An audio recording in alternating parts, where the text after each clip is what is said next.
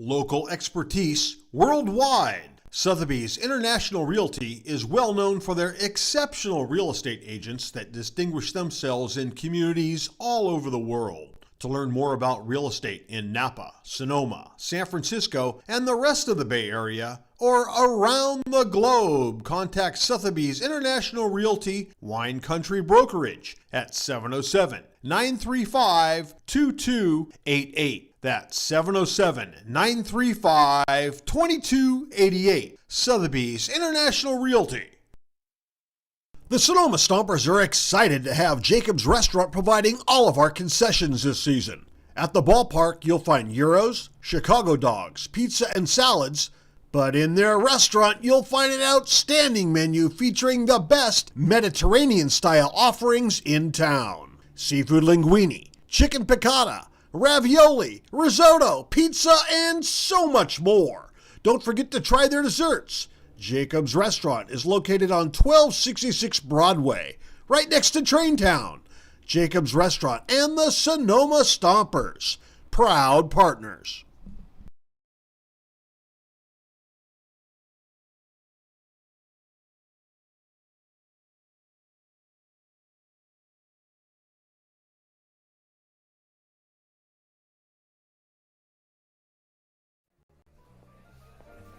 Nestled in the heart of Sonoma, Verano Cafe stands as the answer to locals yearning for wholesome food.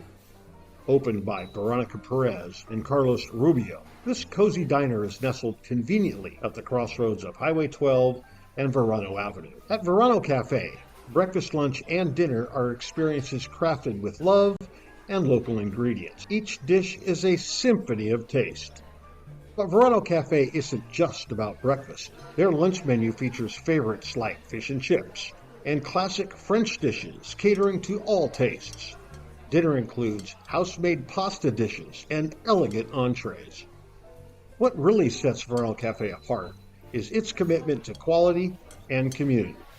With locally sourced ingredients and a dedicated team that feels like family, Verano Cafe offers a warm and welcoming atmosphere. Whether you're a Sonoma local or a visitor, Verano Cafe promises to elevate your dining experience. Join us today and become a part of the Verano Cafe family. Verano Cafe, located at the crossroads of Highway 12 and Verano Avenue in Sonoma.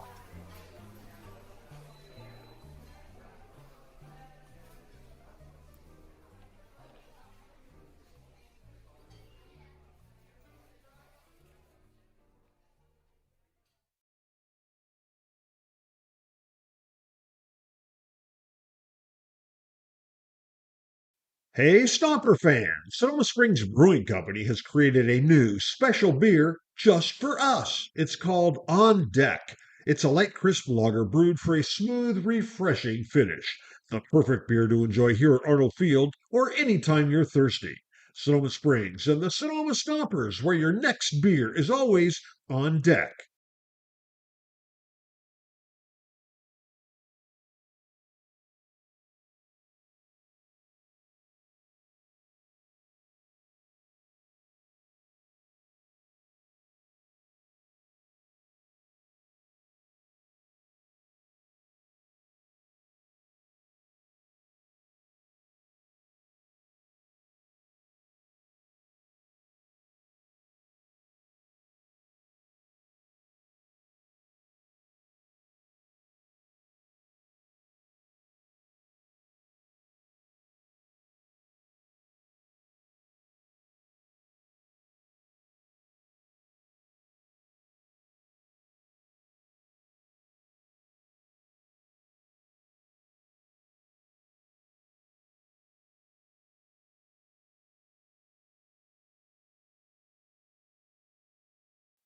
The Sonoma Stompers pregame show is on the air. Kieran Costa and Nate Martin have you covered up until first pitch here on the Stompers Broadcast Network. Get all the insights and analysis for tonight's contest and hear from Stompers manager Zach Pace on the Stomper Report. Your coverage of Stompers baseball starts right now. The Stompers hope to make history as the first number 3 seed in the CCL playoffs to make the championship series, and only one thing stands in their way: a CCL North title rematch against these Walnut Creek Crawdads. Welcome to Danville, California, and Monte Vista High School, the host of the 2026 CCL North title game. And Nate, for the 3rd year in a row, it's Sonoma and Walnut Creek. It just had to be, Karen. The drama in 2024, the even bigger drama in 2025 between these two teams. Nick Sebastiani, the hometown kid, sent Sonoma to the CCL Championship on a walk-off home run. And the way the season series has gone, Walnut Creek has had the better of Sonoma for much of it. This is a team that the Stompers just feel like they forget to play baseball sometimes. But the regular season is done. You're 0-0 in the playoffs if you're Walnut Creek. Sonoma 1-0, feeling confident after a great win in San Luis Obispo last night. And it really was a great game in San Luis Obispo. The teams played scoreless through 9 innings, but it was finally the Stompers that broke through in the 10th. Take a look at how the Stompers bested the Blues in the CCL North wild card game less than 24 hours ago. The hill against this lineup announced by Dean Trainer, the Blues skipper. The center fielder, Cesar Chavez, leads off. The first baseman bats second, that's C.J. Moran. The third baseman bats third, that's Brendan Comerford. The right fielder, Kyle Becker, cleans it up. The shortstop, Diego Murillo, fifth. The DH, Parker Cristol, sixth. 7, 8, and 9 go the catcher, Miles Mader, the second baseman, Brady Alves, and the left fielder, Dom Nahar. The center fielder, Chase Taylor, leads off, followed by the right fielder, Wesley Bass, and the first baseman, Hunter Carlson. Tino Vassell cleans it up, the third baseman, followed by the left fielder, Mike Jones, and the second baseman, Misael Urapero. The catcher, Gage McCown, hits 7th. The DH, Ben Sebastiani, hits 8th. And the shortstop, Bryson Ayala, rounds out the 9 for the Stompers, sporting the road gray uniforms. 2. Lined over to third, a nice pick by Vassell. High throw over to first in time. A loopy throw from Tino Vassell.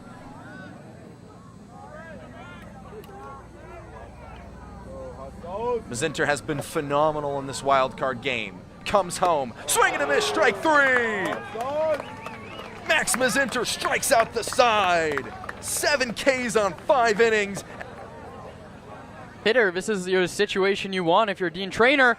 Back pick over to first in time.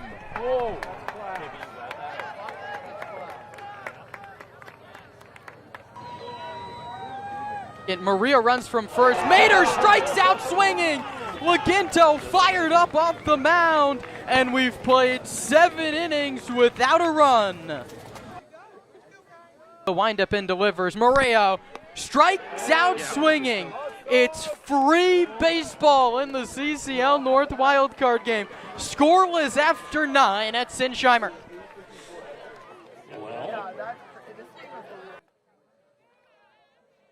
Runner. But here there will not be one. Sebastiani lines it into right center field, the base hit. He rounds first. He heads towards second. There's going to be a play at second base. Chavez can't pick it up. There's the ghost runner, Kieran. A leadoff double. 3 balls and 2 strikes here in the 10th inning.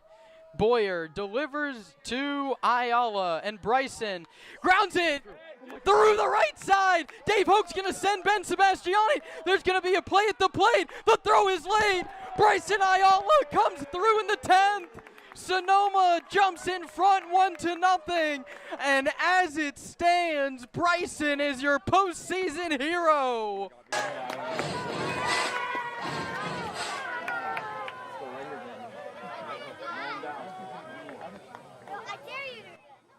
Is 0-2 pitch to Brady Alves. Struck him out swinging. The Stompers keep on dancing in 2026. Sonoma comes down to Sinsheimer and steals one from San Luis Obispo. Your final score from Slow, 1-0 in 10 innings. We thank you for spending our 80th season with us. So the Stompers got the job done. It wasn't the prettiest win of all time, but 1-0 did the trick. Bryson Ayala, the RBI single in the 10th inning, but Nate, it was really the pitching that was the difference. Max Mazinter, 5 innings, Aiden Tinsley, 1.1, and then Devin Laginto, 3 2/3 innings.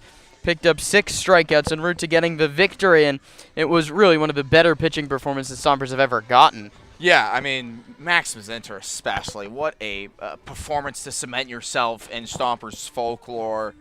1 hit, only 2 base runners, 7 strikeouts to 0, and Devin Laginto, as you said, was phenomenal.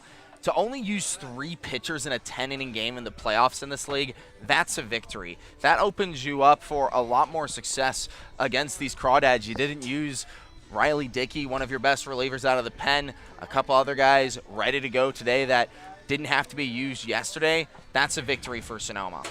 But the numbers do turn against Sonoma if you look at it. This season, the teams have played 9 times, and Walnut Creek has taken 7 of the 9 meetings and 3 out of the 4 here at Monte Vista. It's going to be no easy task to get back to the promised land in the CCL Championship Series. And a big reason for that is struggles with defense for Sonoma. 6 of those 7 losses have had multiple errors. A couple of those losses, errors above 5. A 6-error game back in July, a 5-error game back in June. But it's the regular season, Kieran. We said it. It's a new season. You're 1-0. They're 0-0. So it's a chance to reset for both teams. Thought Sonoma played a very nice defensive game down in Sinsheimer. It's a chance to repeat that here in Monte Vista. I asked Zach Pace what went right yesterday and what needs to go right today to get back to the top of the CCL North. And Zach and I chatted before today's game on the manager's report.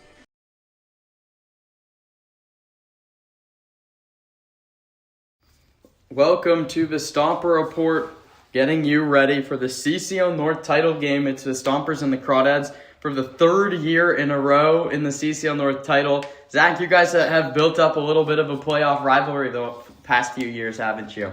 Yeah, they're a really good team, and we always have a lot of good battles throughout the year and in the playoffs. So looking forward to a good competitive ball game today, and hopefully we come out on top on this one. And I know it's gone both ways in the past, and so should be pretty competitive, and looking forward to it today. You guys have played, obviously, the last 2 North title games. The home team has won both of those. What do you have to do to break that streak and win on the road today? Yeah, it's not going to be easy, and but just kind of same thing we do all year is trying to win 2 of the 3 phases of the game, and if we do that, we'll have a pretty good shot. And so hopefully we take care of the baseball and pitch well and get quality at bats at the plate. The number 1 seed in the CCL playoffs has a pretty significant advantage here. You guys had to play yesterday down in Slow. The bus arrived back in Sonoma 2:30 in the morning. You're turning around to play again at 4. This is it. This is sort of the end of the road for these guys. How do you have to battle through the fatigue and just go out there and play?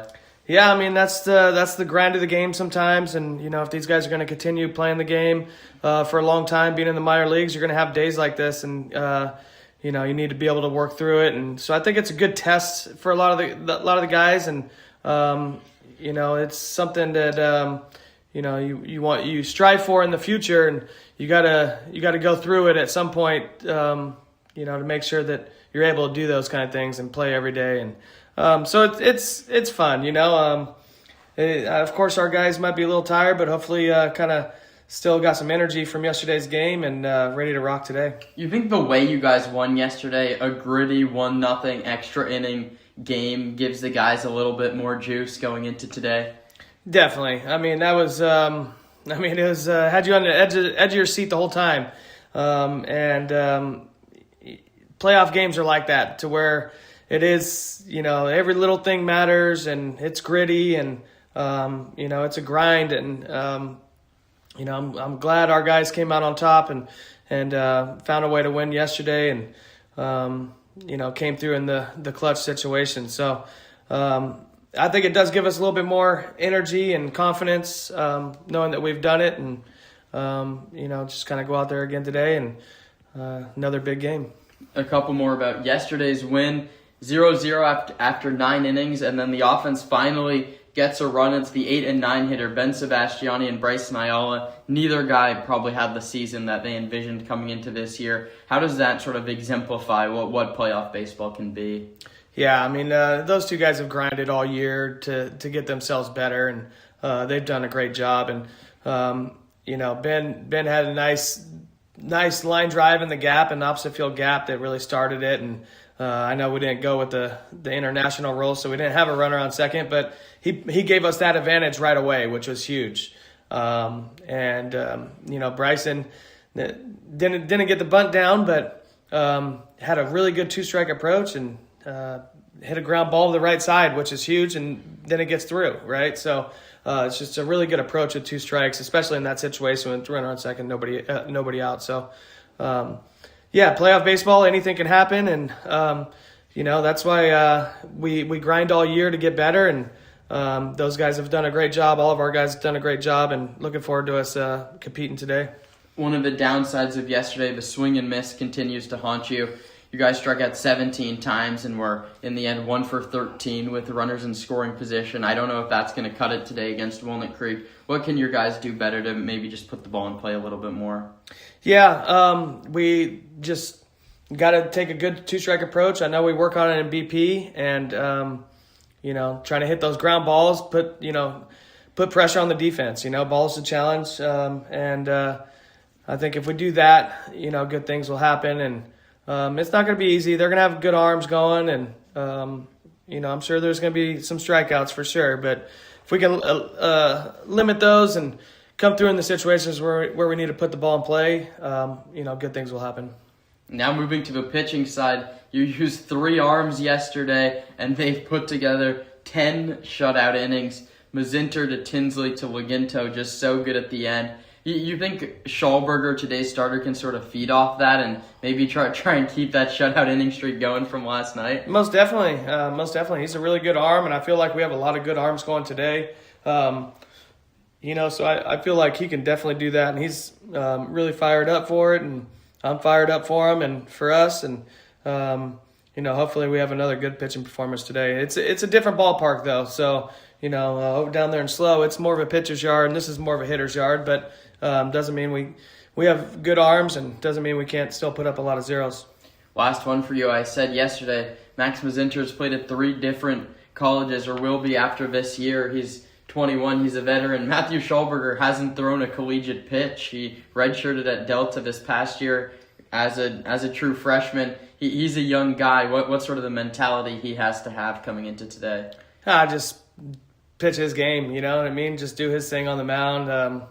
He's got he's got a really good fastball and good breaking ball with it. So just locate his fastball, and I think good things will happen. And I'm really excited for him, and I think he's got a good head on his shoulders, and he'll be ready to go. Thanks, Zach. Good luck today. Thank you.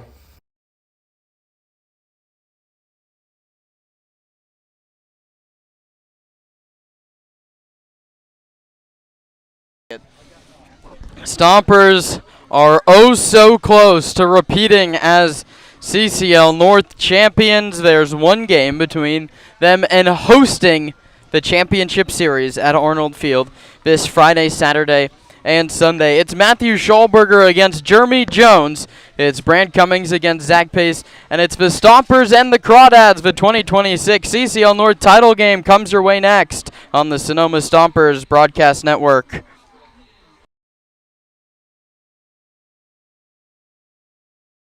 Thanks for tuning in to the Stompers pregame show. First pitch is on the way here on the Stompers Broadcast Network.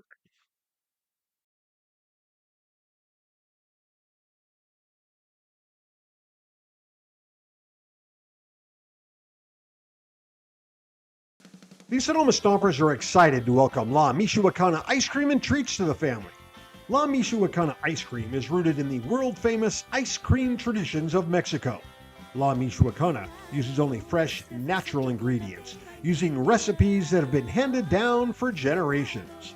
Every paleta is made by hand. Every scoop is crafted with love. Every bite, muy delicioso. La Michoacana Ice Cream and Treats, located at 18495 Highway 12 in Sonoma, 1219 Grant Avenue in Novato, and of course, right here at the ballpark. Hey, baseball fans, when visiting Sonoma, make sure to dine at Wit and Wisdom, a modern American tavern by world-renowned chef Michael Mina. Wit and Wisdom is famous for hearth cooking, their extensive wine list, and an upscale yet relaxed atmosphere. Wit and Wisdom is located at the Lodge at Sonoma. Make a wise choice. Dine at Wit and Wisdom in the heart of Sonoma. The official headwear provider for the Sonoma Stompers is Melvin Roy. Melvin Roy hats, made to be lived in. From baseball nights in Sonoma to road trips anywhere. Everyday moments, Melvin Roy hats. This is legacy in motion. Melvin Roy. This season, AVA Tractor LLC is proud to support local baseball and the farming community that helps keep the wine country working. AVA Tractor provides vineyard-focused equipment for serious growers, including Deutz Fahr tractors. From daily farming needs to the next generation of vineyard equipment, AVA Tractor is built for Napa and Sonoma growers who need ROI, local support, and equipment that can work in real vineyard conditions. Hit it out of the park with AVA Tractor LLC. Solutions made for your vineyard.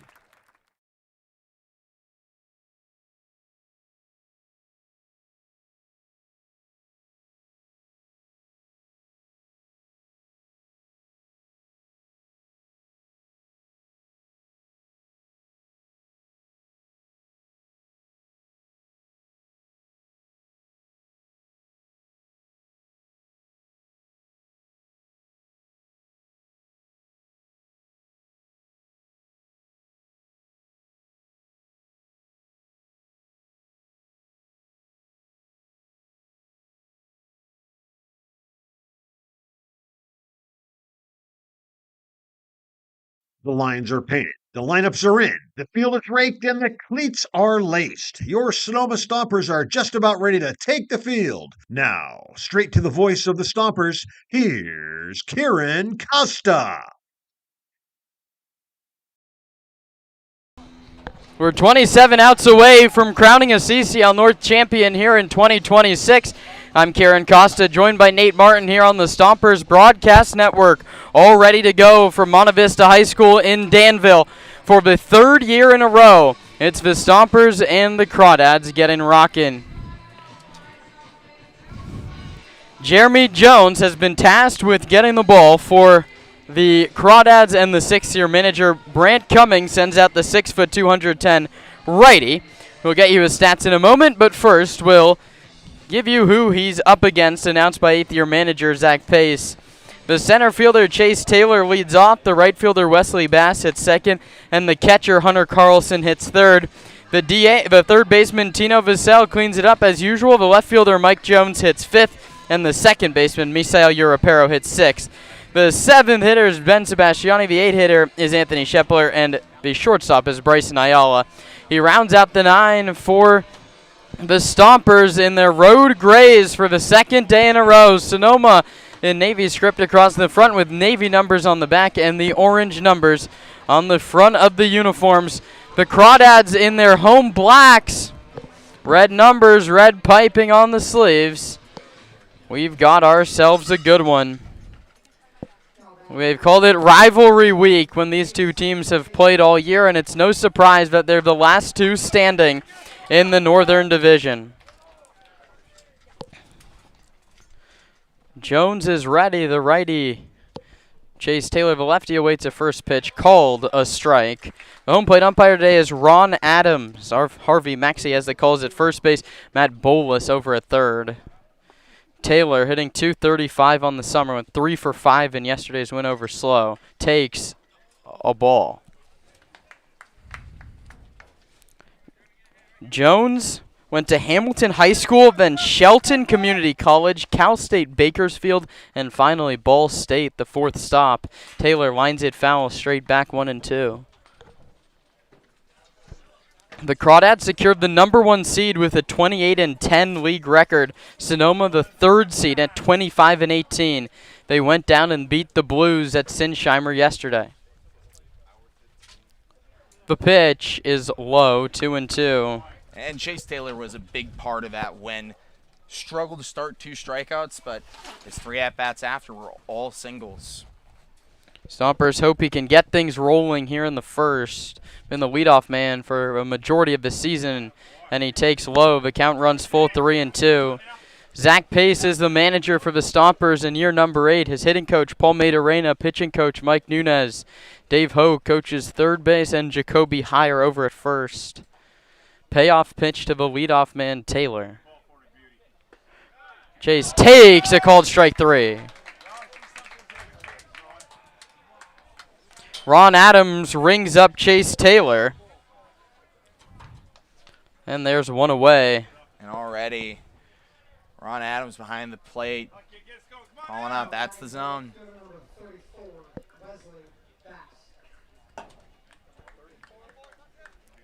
That brings up Wesley Bass, the right-handed hitting right fielder. Once again, batting second. Winchell sets up down. Bass chops it foul past Dave Hoke in the third base coaching box. It's a Jeremy Jones to Riley Winchell battery today. Pulasic, Aldridge, and Coupland is the outfield left to right. Robles, Parker, Ramos, and Ronson third to first around the infield. Jones comes set. He's ahead 0-1 on Bass. And now he's ahead 0-2. Called strike. This is the third time the Stompers have seen Jeremy Jones this year. 2-0 against them. Only 2 wins have been when this man pitches against Walnut Creek.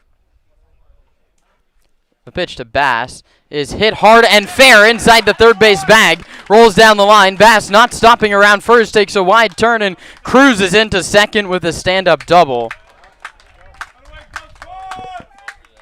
That was one of the biggest decisions Zach Pace had to make with his lineup. Which righty does he slot in the 2 spot? And while it's paid off early in this one, Bass ropes one inside the third base bag, and the Stompers have a runner in scoring position with 1 out for the 2 leaders in runs batted in the California Collegiate League regular season. Carlson has 34. He's in the batter's box. Tino Vassell paced the California Collegiate League with 36 runs driven in.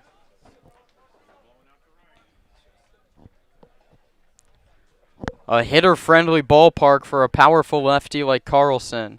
Jones delivers. Hunter takes a big curveball down, and the count's 1-0. Wind blowing out to right center.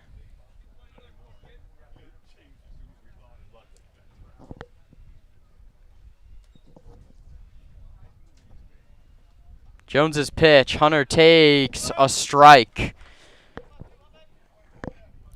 Hunter 1 for 4 yesterday. He was also hit by a pitch in a 10th inning where the Stompers scored the only run of the ball game. That was courtesy of a Bryson Ayala ground ball single. Carlson trying to drive home this game's first run. Bass from second with 1 out. Trying to 1-1 pitch. Carlson takes fastball top of his zone again, 1-2.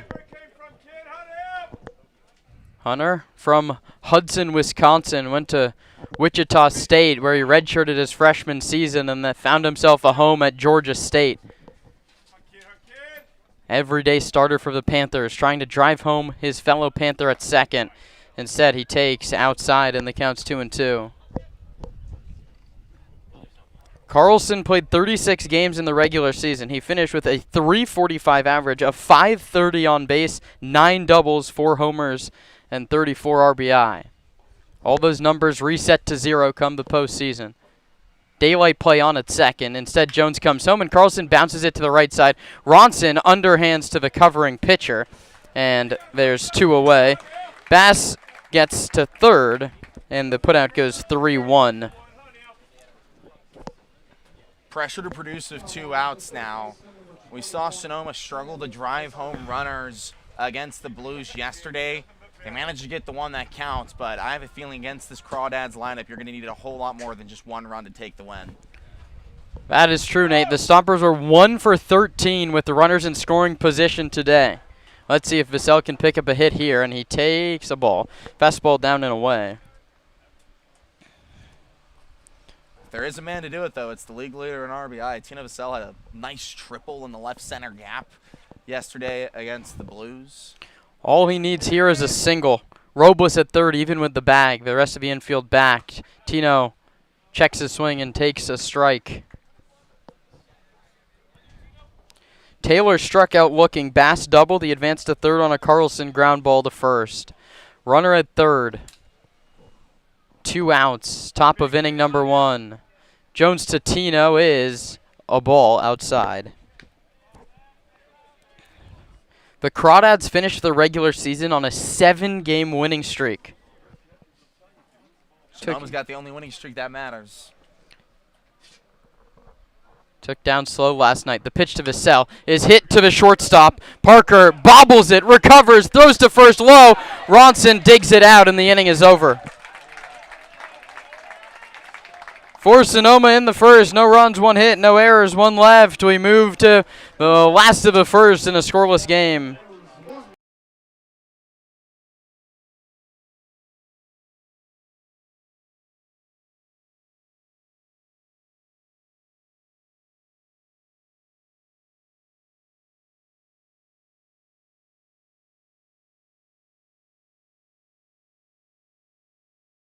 Can't make it to the game? No problem. Watch all Stompers home games streamed live on the Sonoma Stompers YouTube channel. You can catch all the action with Kieran Costa and Nate Martin starting 20 minutes before first pitch with the Stompers pregame show. Join us on the road for radio feeds of all Stompers road games, live on the Stompers Radio Network. 2-1 pitch to Keys. That one's bounced towards second. There'll be a play at the plate. They'll throw home from left field. Kicks away. Take a bow, Trent Keys, the walk-off hero. 2 outs in the top of the 9th. Braden Gantz pitches. Beal strikes out swinging. Stomps win. The pitch to Sebastiani is hit a mile to deep left field. Coupland back at the track. See you later.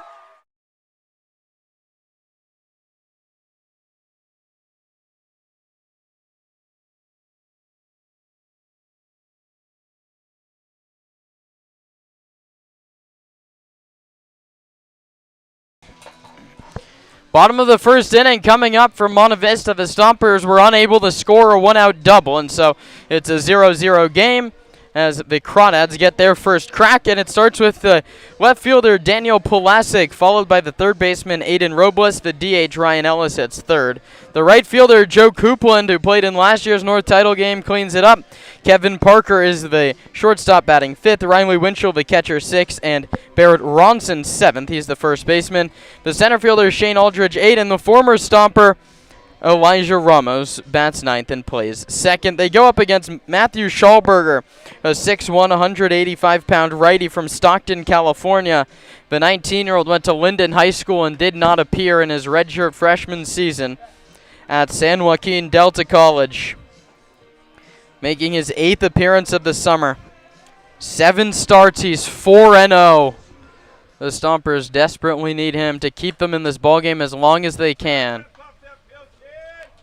Stompers pitching masterful yesterday against the Blues offense. Now they faced one of the most prolific offensive units in the league, Walnut Creek. Pulasic, Robles, and Ellis in the first.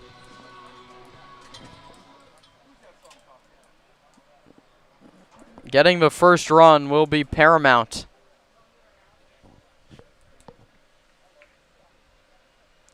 Stompers won the North title last year over Walnut Creek. A year before that, it was the Crawdads over the Stompers here at Monte Vista.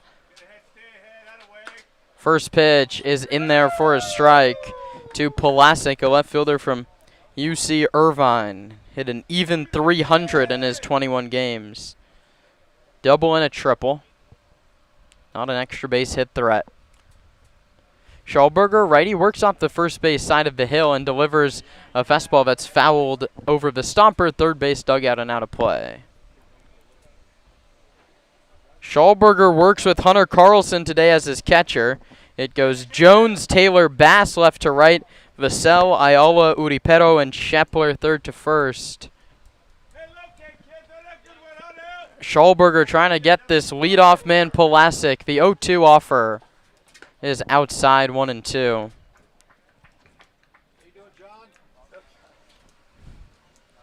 Good crowd on hand for Monte Vista standards, at least. 40 some odd people here for the North title. 1-2 pitch. Schallberger comes home to Pulasic, and this ball's hit the opposite way, but right at Mike Jones, who drifts towards the line to make the catch. Much needed. Out number 1. Is the toughest one to get in the first inning. The Crawdads have struck in the first inning the last couple times the Stompers have played them. Putting a 0 on that board early is so crucial. Stompers had a chance in their half of the first. One out double from Bass. He wound up stranded at third base.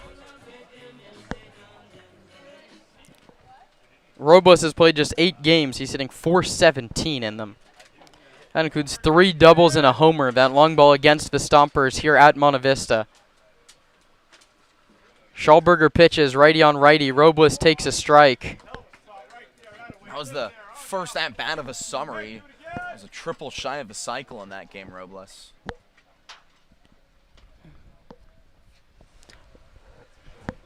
Open stance from the right side. Carlson, the catcher, sets up down and away. The offer from Schallberger is popped up high in the air. Third base side. Vassell gives it a look, and it drops just out of play. Brant Cummings, the third base coach and manager for Walnut Creek. Eric Robles, the older brother of the batter, coaches first.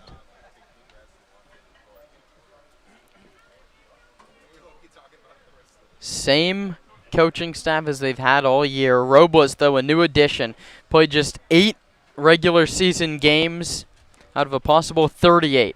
He's behind 0-2 here against the Stomper starter Matthew Schallberger.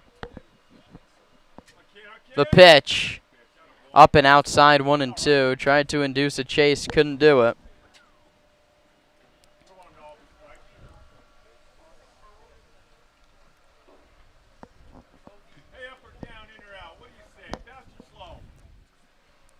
Nothing easy for the lower seed in this playoffs. The Stompers fresh off the bus from a wild card win in Slow. Schallberger pitches, and it's bounced foul past Brant Cummings. The Sonoma bus arrived back at 2:30 in the morning. They turned around for a 12:45 bus back here to Walnut Creek. A Stompers squad running on fumes.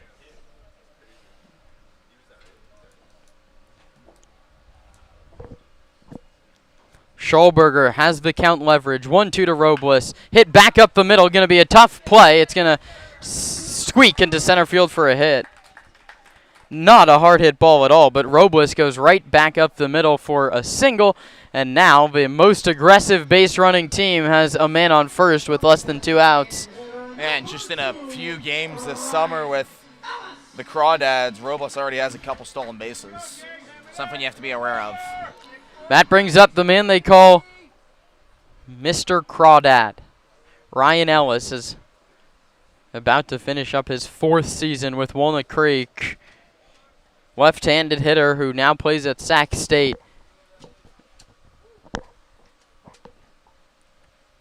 Takes a ball inside and low 1-0. Ellis, the franchise leader in just about everything. Had his someone who's seen the Stompers the last couple years in the CCL Championship, both with joy and heartbreak. Played in both those games. Robles leads from first. Schallberger checks on him, and diving back safely is Robles. The Stompers did pick somebody off yesterday, Aiden Tinsley, in the 6th inning. Stompers also got picked off yesterday. First time all year we've seen a game with 2 pickoffs. Successful as Schallberger checks again, and Robles back with the dive. Anthony Shepler over at first day. That's the lone change, really, in the Stompers lineup. Carlson moves over to catcher. McCown out of the lineup. Everything else stays the same. McCown available today out of the bullpen, hopefully to get some leverage innings. Ellis fists one foul. Now let's finish this year with 5 doubles, 4 homers, and 16 runs driven in. He had his jersey retired before their game on Sunday. The number 2 will not be worn by another Crawdad. Another check on first, and once again a close play as Robles dives back. Unlimited pickoff attempts in the CCL, so Schallberger can go back there as much as he'd like. Anything you can do to cut down the running game. The lefty Ellis bounces this one to short. Ayala with the high hop to second for 1. Europero's turn to first is late. A fielder's choice 6-4. Ellis beats it out and replaces Aiden Robles on the pads, and it brings up Joe Coupland. First time the Stompers defense has really been tested, and it was a good response. It's tough to get out the trail runner on a play like that. A nice turn by Ayala to Europero, and just wasn't in time to get Ellis. That was a high chopper to the shortstop hole. Europero never had a chance on the turn. Now Ellis is at first. And Joe Coupland digs in. Coupland takes a called strike 1. Joe Coupland played in last year's CCL North title game. He was in left field. He was the one that watched the Nick Sebastiani home run fly over his head. He also went 0 for 3 with a bunt. Let's see what he does here. Behind in the count, 0-1. The pitch to Joe is hit foul first base side this time, 0-2. In 10 games, Coupland had 12 hits. That's good for a .462 average and a .563 on base. Half those hits went for extra bases, 4 doubles and a couple long balls. And the large majority of them in the final week of the summer, 11 of 12. Shepler holds Ellis at first. Schallberger gets the sign he likes and delivers to Coupland, who hammers it into the ground foul down the first base line. Schallberger's done such a good job of getting ahead of hitters here in this first inning. It's so much easier to pitch in 1-2, 0-2 counts. He has something to waste with one of the nastiest breaking balls in the league this season. See what he uses to try and put away Coupland. Ellis still at first. 2 outs in the last of the first. Schallberger agrees on the sign, and Coupland takes outside.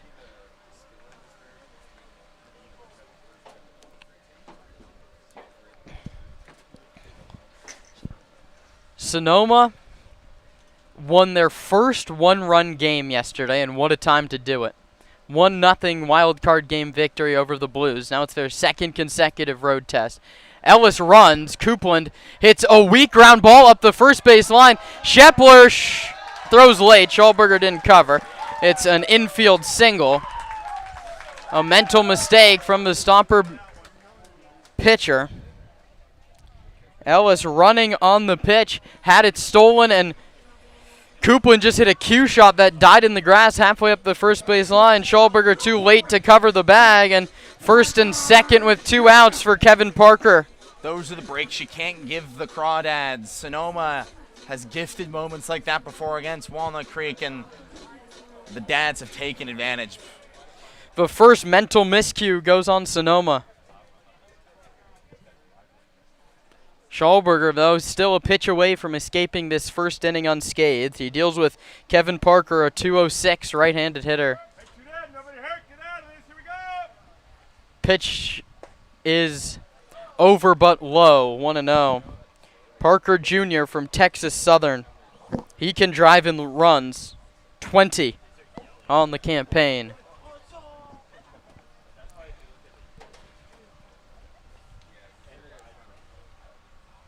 Schallberger's 1-0 pitch to Parker Jr. That one's hit hard to left. Mike Jones chases into the corner. He's not going to get it. It rolls foul.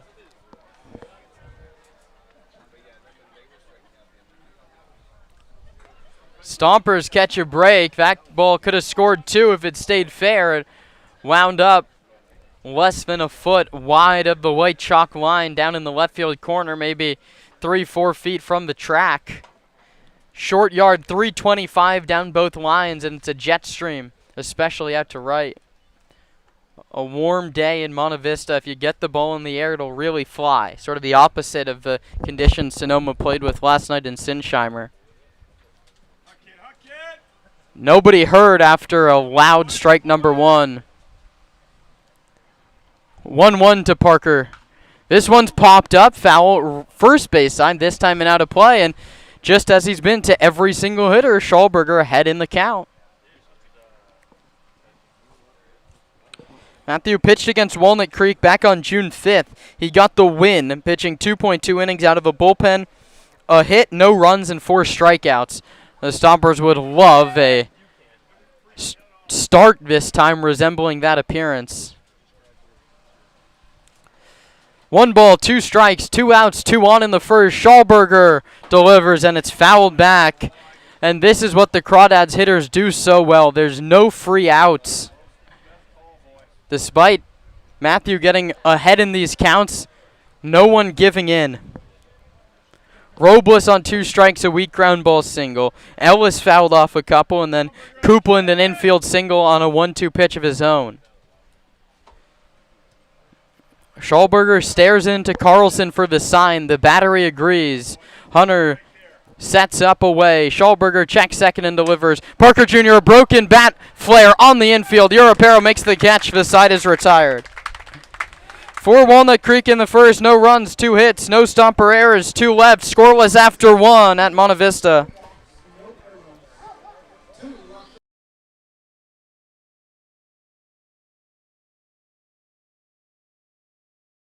The official headwear provider for the Sonoma Stompers is Melvin Roy. Melvin Roy hats, made to be lived in. From baseball nights in Sonoma to road trips anywhere. Everyday moments, Melvin Roy hats. This is legacy in motion. Melvin Roy. This season, AVA Tractor LLC is proud to support local baseball and the farming community that helps keep the wine country working. AVA Tractor provides vineyard-focused equipment for serious growers, including Deutz Fahr tractors. From daily farming needs to the next generation of vineyard equipment, AVA Tractor is built for Napa and Sonoma growers who need ROI, local support, and equipment that can work in real vineyard conditions. Hit it out of the park with AVA Tractor LLC, solutions made for your vineyard. Hey, Stomper fans! Sonoma Springs Brewing Company has created a new special beer just for us. It's called On Deck. It's a light, crisp lager brewed for a smooth, refreshing finish. The perfect beer to enjoy here at Arnold Field or anytime you're thirsty. Sonoma Springs and the Sonoma Stompers, where your next beer is always on deck. Second inning of the CCL North title game, take 2026.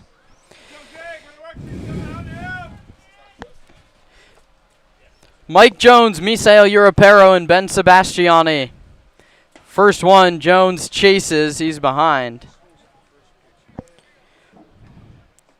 Mike went 0 for 4 in yesterday's wildcard game with a couple of strikeouts.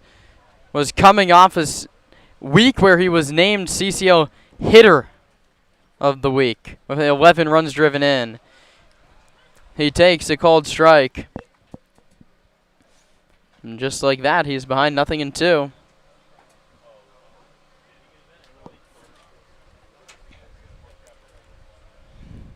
Jeremy Jones bent over at the waist, hand behind his back hiding the baseball. Now he comes home and Jones fouls it straight back.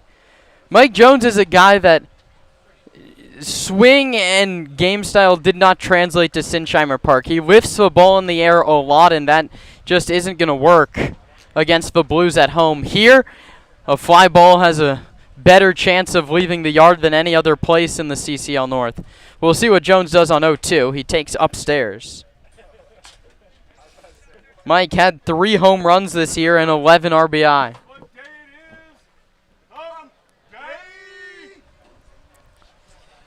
Jones, a veteran 22-year-old from Chandler, comes home, and it's Jeremy Jones getting the better of Mike Jones in their first battle. A looking strikeout for the Stomper left fielder, and it brings up Misael Europero.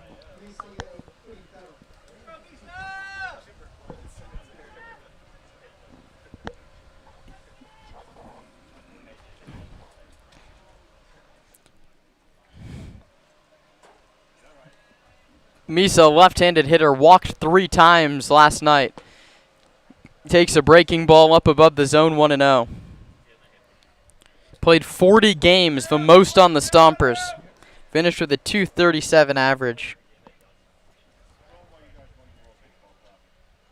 Second baseman from Caracas, Venezuela, bounces one to the left side. Parker dives from the hole, throws it wide.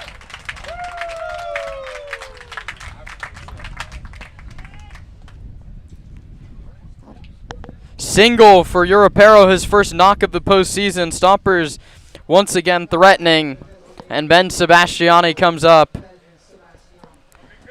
Ben had his breakout game of the season here, Nate. A booming double off the wall in a pinch hit appearance against these Crawdads. That was a win a couple weeks ago here. Would love to find that right center field gap.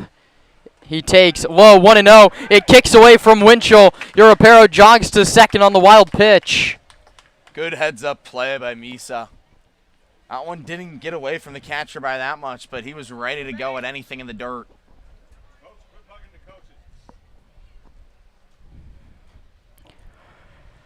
Second straight inning with a runner in scoring position, Kieran. Another one with less than 2 outs. Exactly like the first inning. Man at second, just 1 out. Sebastiani trying to make a little magic here in the early going. He grounds this one up the middle. Parker sets his feet and throws him out.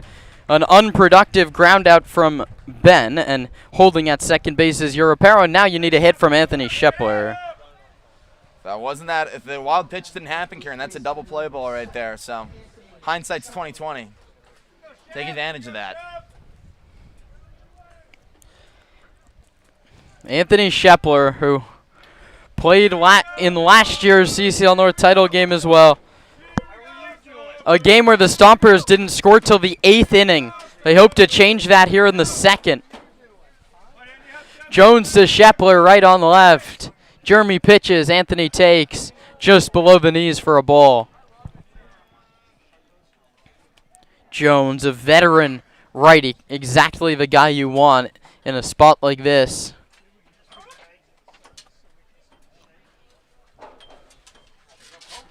Shepler ahead in the count 1-0, lines it foul, hooked it towards the Crawdad bullpen down the right field line.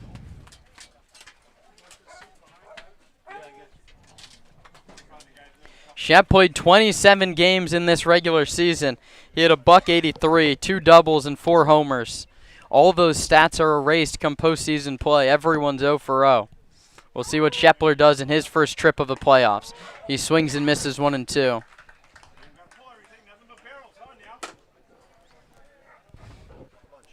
Shep probably had the single game performance of the season for Sonoma. Couple long balls and a 9 RBI appearance against Santa Maria. Just needs 1 here to break the deadlock in the 2nd. 1-2 pitch from Jones. Shepler takes a ball.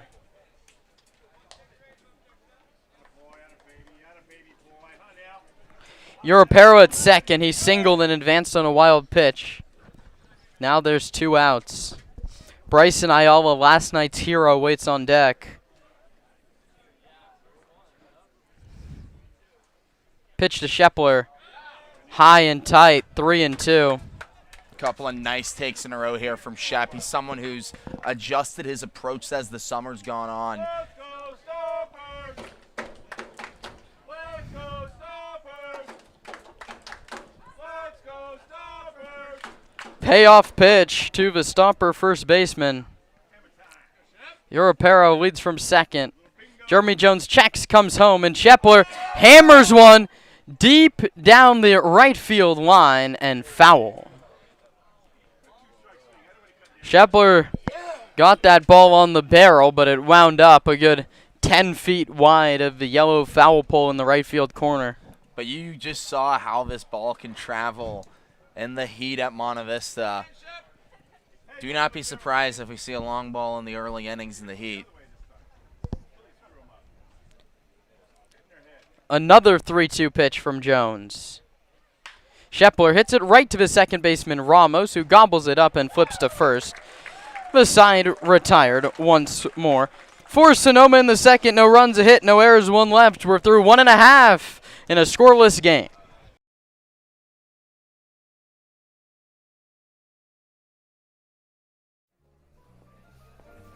Nestled in the heart of Sonoma, Verano Cafe stands as the answer to locals yearning for wholesome food. Opened by Veronica Perez and Carlos Rubio, this cozy diner is nestled conveniently at the crossroads of Highway 12 and Verano Avenue. At Verano Cafe, breakfast, lunch, and dinner are experiences crafted with love and local ingredients. Each dish is a symphony of taste. But Verano Cafe isn't just about breakfast. Their lunch menu features favorites like fish and chips and classic French dishes catering to all tastes. Dinner includes house-made pasta dishes and elegant entrees. What really sets Verano Cafe apart is its commitment to quality and community. With locally sourced ingredients and a dedicated team that feels like family, Verano Cafe offers a warm and welcoming atmosphere. Whether you're a Sonoma local or a visitor, Verano Cafe promises to elevate your dining experience. Join us today and become a part of the Verano Cafe family. Verano Cafe, located at the crossroads of Highway 12 and Verano Avenue in Sonoma.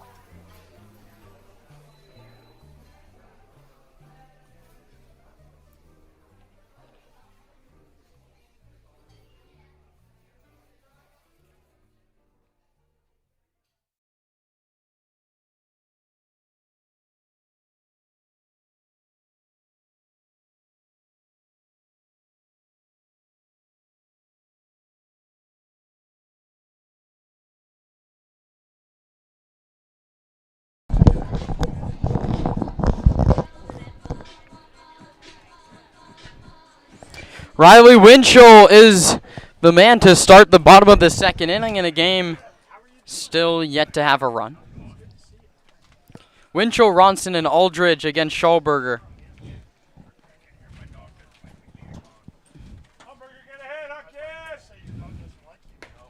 First pitch from Matthew misses, and the count's 1-0.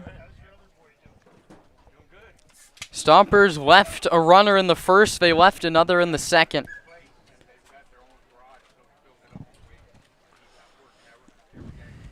1-0 to Winchell's outside 2-0. The situational hitting woes continue to plague the Stompers into the postseason.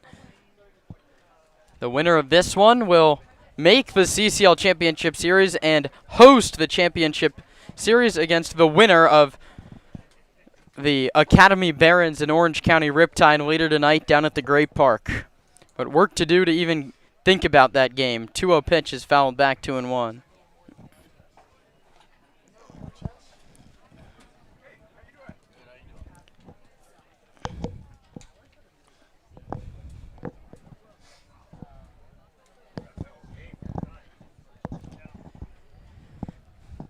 Schallberger, the righty, comes set at the chest. A deep breath and a pitch to Winchell. That ball is hammered to left center field.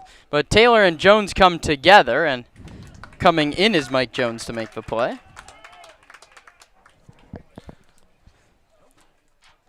Mike Jones had some tough moments out in the left. That's had a hard time reading the ball at times in the light. No problem with that today in a day game at Monte Vista. A couple of balls hit to him. He's fielded them no problem.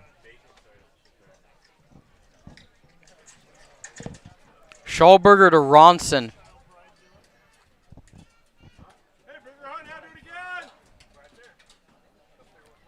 Right on right. Ronson takes away.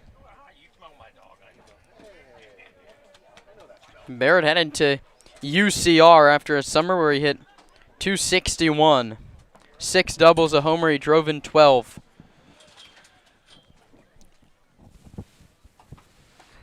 He lines it foul back to the screen.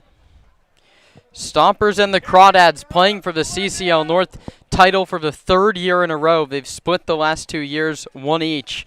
Both of them wound up losing to the Conejo Oaks in just 2 games. The Oaks eliminated from this year's playoffs yesterday. The 3-seed Barons upset Conejo. 1-1 pitch. Swing and a miss. Nate, Bronson's- both 3 seeds yesterday coming away with upset victories on the road. It's the year of the upset, Kieran. You ever thought Indiana football was going to win a national championship? Didn't have that one on my bingo card, but maybe I had the Stompers going back-to-back, and they're chasing that here in the title game. Ronson takes a called strike number 3. First strikeout for Schallberger, 2 down in the second. All 3 strikeouts today have been looking. Batter still adjusting to the zone of Ron Adams.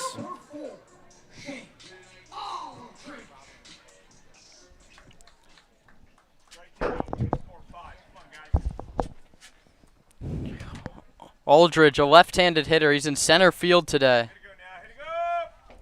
Hit just 239 this summer. He takes a ball inside.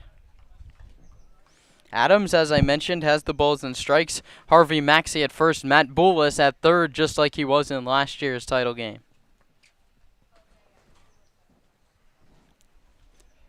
Schallberger with a high set in the pitch. Upstairs, 2-0.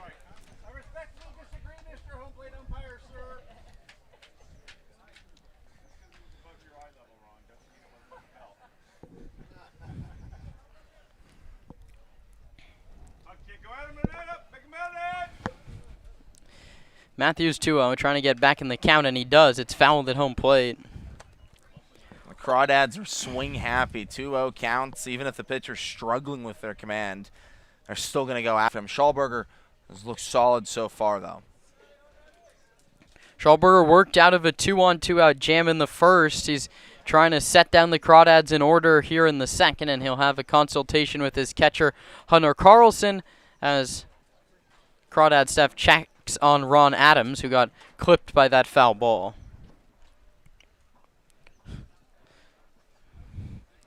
Stompers aiming for a 12th consecutive scoreless inning from the pitching staff.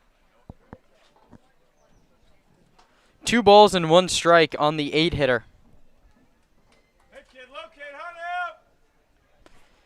Chase Taylor, the center fielder, 1 step over towards left. The pitch is hit that way, but way foul and out of play.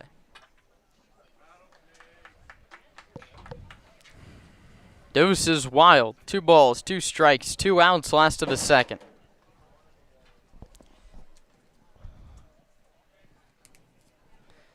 Sonoma, heavy underdogs coming into these playoffs. The 2-2. In there for a called strike 3, and Aldridge knew it. A couple punch-outs in the frame for Schallberger, and Stompers pitching has picked up right where it left off. We're scoreless through 2. You're watching the 2026 CCL North title game on the Sonoma Stompers Broadcast Network.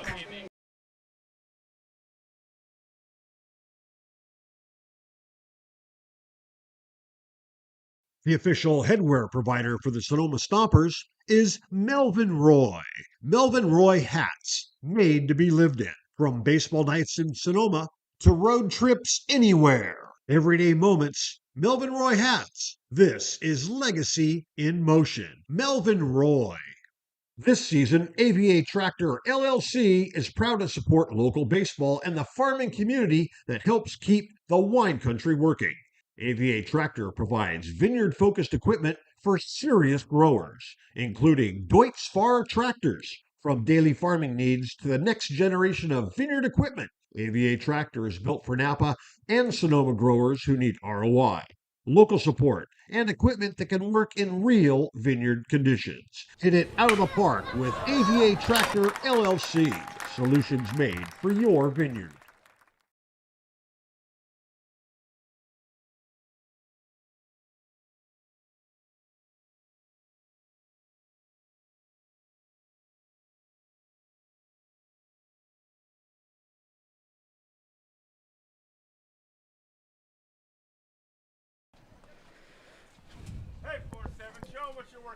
Bryson Ayala has the only run batted in the Northern playoffs so far.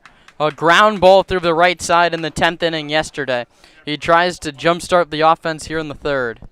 He takes a called strike 1. And that's the best thing about the playoffs, Kieran. Someone who hit 175 in the regular season can be the hero. Ayala bumped that on base to nearly 300 in the second half as he lines this one foul out of play, and he's behind 0-2. It'll reset to the top of the order, Chase Taylor and Wesley Bass.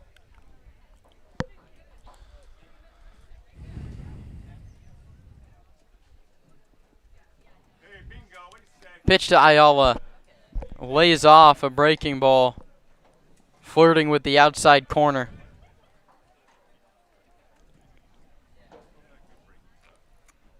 Hitting room in right center for the lanky shortstop from Tulane. Jones's delivery. Ayala yanks it into left field, base hit. Stompers have a runner on for the third consecutive inning, and for the first time, the leadoff man aboard. And Nate, this is what we talked about. It's going to have to be an unsung hero to get you through the postseason. Ayala's already done it once yesterday. He's got things started here in the third for Chase Taylor. Taylor had his heart broken here at Monte Vista 2 years ago. The only player besides Nick Sebastiani and the coaching staff who was on that team. He chops this one to second. Ramos backs up. He flips to second, and that's the only play they'll get. So Taylor replaces Ayala at first. 4-6 on the fielder's choice.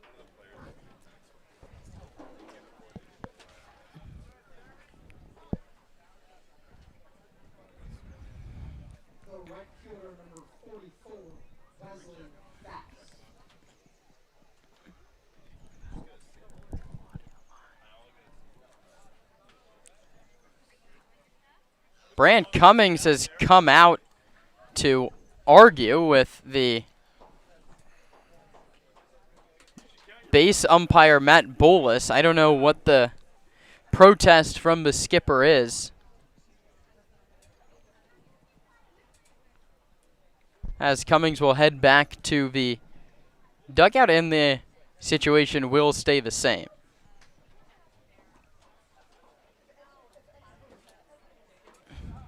So Taylor's at first with one out.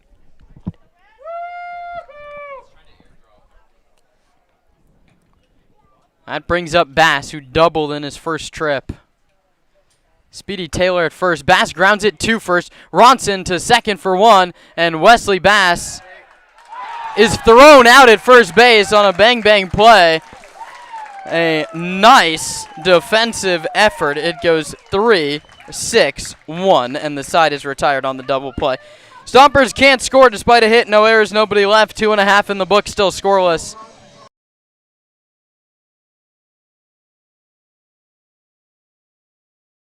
Can't make it to the game? No problem. Watch all Stompers home games streamed live on the Sonoma Stompers YouTube channel. You can catch all the action with Kieran Costa and Nate Martin starting 20 minutes before first pitch with the Stompers pregame show. Join us on the road for radio feeds of all Stompers road games, live on the Stompers Radio Network.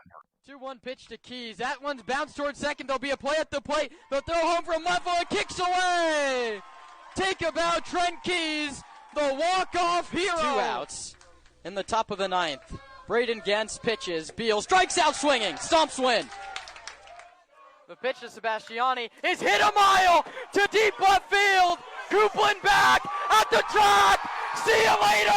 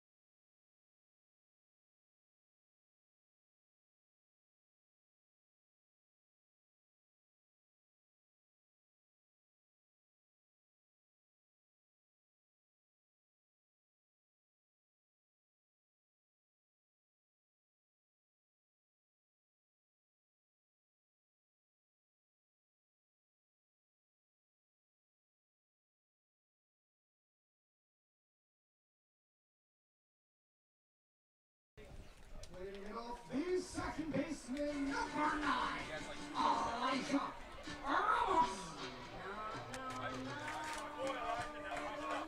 Pitch to Sebastian. 9-1-2 for the Crawdads in the bottom of the third inning.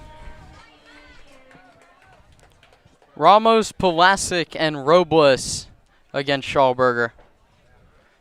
Stompers have 3 hits, haven't been able to get a run home. Schallberger stranded 2 in the first, put down the Crawdads in order in the second. He starts with the night hitter Ramos, who takes high.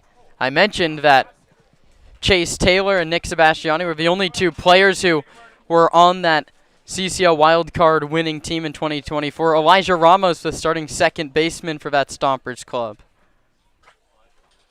Now against his former club, he takes a called strike on the inside corner. Right there, Adam, baby. Do it again, kid.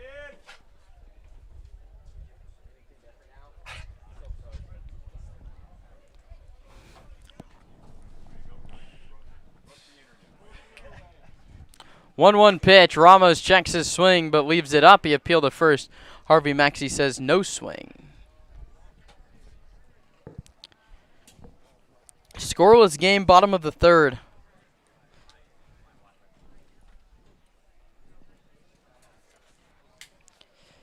Schallberger's 2-1 to Ramos. His hit foul straight back to the screen.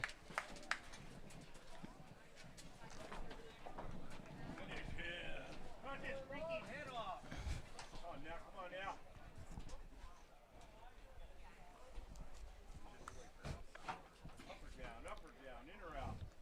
2-2 offer. Ramos just gets a piece. Pesky hitter, and that's what he's going to do, not give an inch.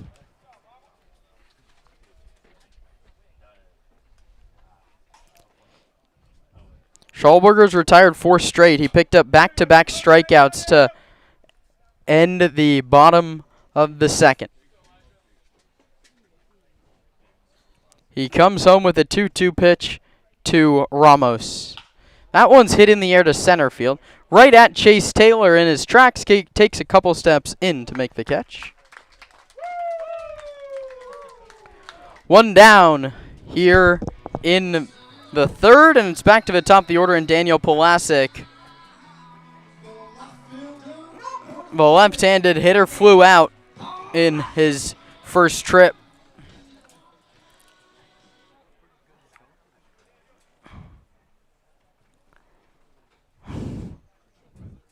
Pulasic hit an even 300 on the season. Exactly what you want out of your leadoff hitter. In on the grass at third is Vassell, and Schallberger out in front in the count, 0-1.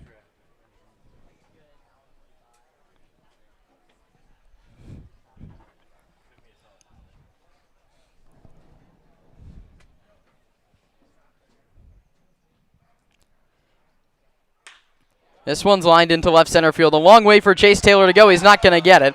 And it's rolling to the track. Taylor scoops it up and throws it in, but not before Pulasic's into second with a 1-out double.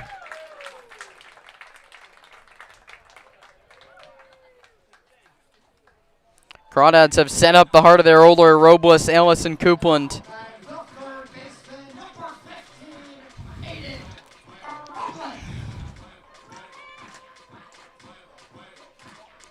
First time we're going to see Schallberger have to work out of trouble with less than 2 outs.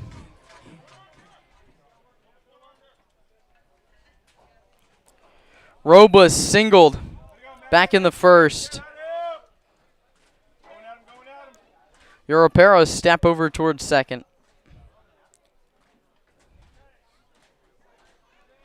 The pitch home. Robles leaves it down and away, 1-0.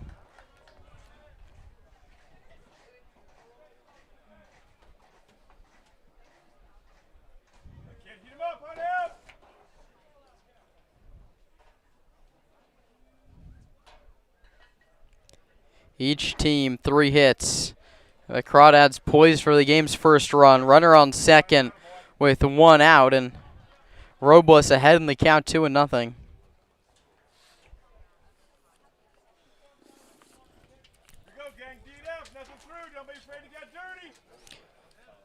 Scoreless ball game, bottom of the third. Right on right, Schallberger comes home to Robles. Taken at the knees for a called strike 1.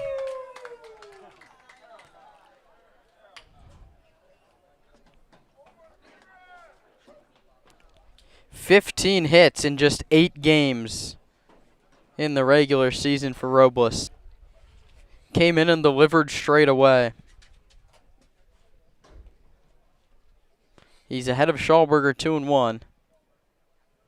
The pitch from Matthew. Through the glove of Carlson to the screen.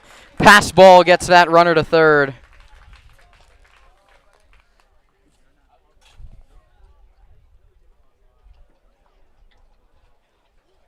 The third.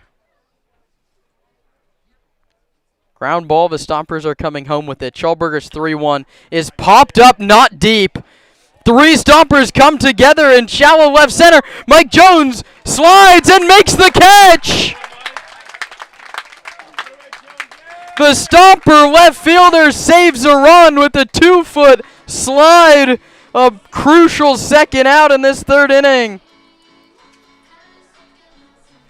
A player who's been criticized for his defense so far this summer comes up with the biggest play defensively of the campaign. Oh, and that play looked so similar to the 2001 World Series walk-off, the infield in. That's a ball that Ayala would catch every time at normal depth. The pitch is high. The Stomper infield was forced to draw in, and a pop-up that would have easily been caught by the shortstop at normal depth. Instead, it was Mike Jones with so much ground to cover, and he made the catch. 1-0. Low. 2-0. Stomper in.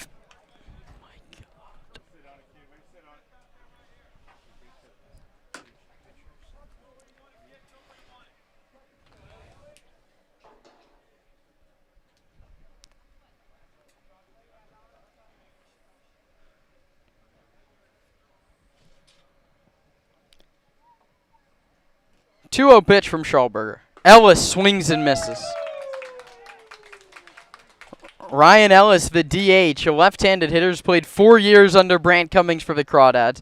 Had his number 2 jersey retired in Crawdads history before Sunday's game. No one will ever wear the Crawdad number 2 again. He's trying to come through and have yet another big hit in the postseason. Schallberger's 2-1 pitch is hit foul back to the screen and over 2-2.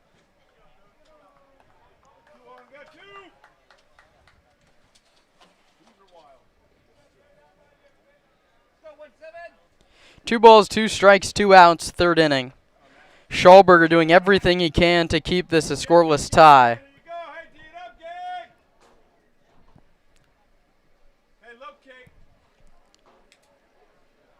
2-2 pitch. Ellis grounds it to the right side. Long way for Europero. Slides, knocks it down, throws to first. Shepler makes the play. The Stompers' defense flashes the leather in the third to get Matthew Schallberger out of the jam. A great play by Jones in left, and then Europero at seconds keeps his game scoreless after 3 in the 2026 CCL North title game.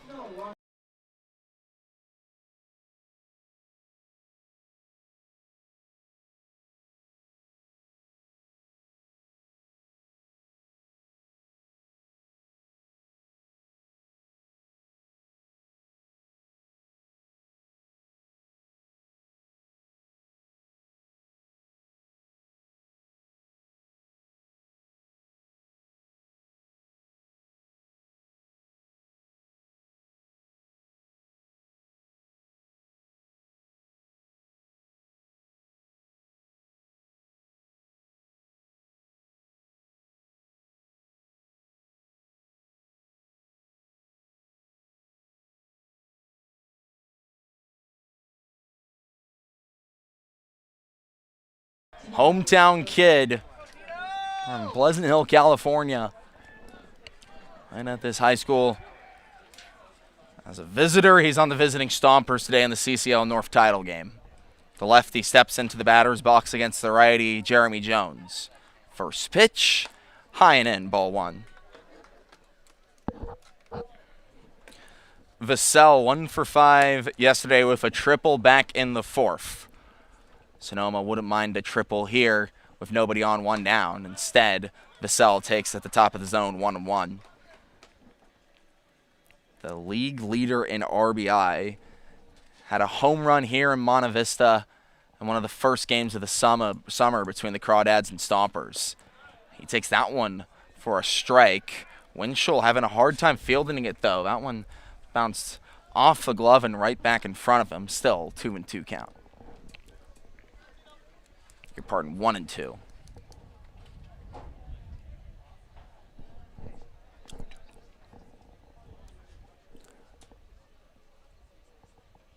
Jones's 2-strike offering. Outside for a ball. We've seen CCL umpires be friendly on the outside to lefties. Ron Adams said that one was a little too outside. The 2-strike offering once more.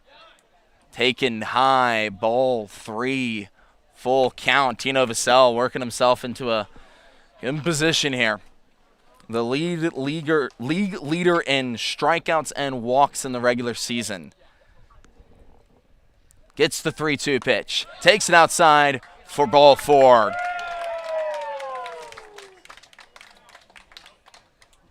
First walk of the game for Jeremy Jones. He only had 4 the entire summer through 25 innings. Brings up Mike Jones. Struck out looking to start the second. Made a fantastic sliding grab with a runner on third and 1 out. And a scoreless affair. The righty-righty delivery misses outside for a ball. Jones had a slow start to the summer with Sonoma, but an 11 RBI a week in the final stretch of the regular season has him in the starting lineup today. Gets the 1-0, taken low, ball 2. Tino Vassell held up at first on another pitch that Winchell had a hard time gloving.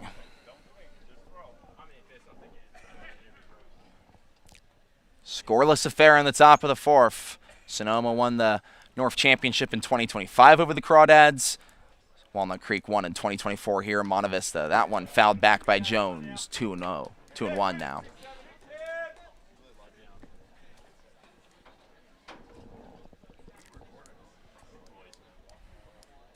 A 1-out walk has Tino Vassell at first. Mike Jones at the plate in a 2-1 count with Misael Urapero on deck. The delivery. Bounced over to third.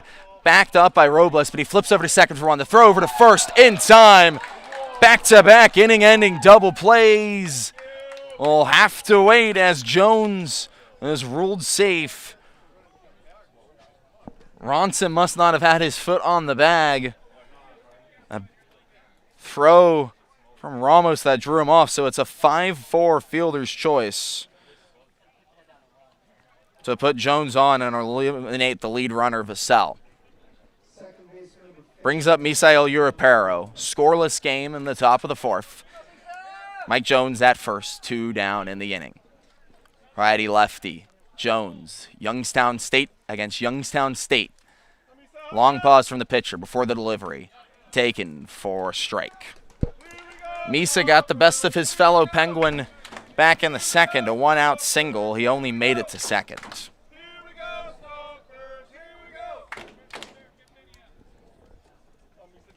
Jones's pitch is bounced over through the right side of the infield for a knock.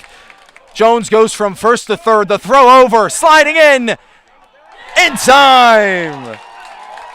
A beautiful defensive inning from Walnut Creek keeps the game scoreless.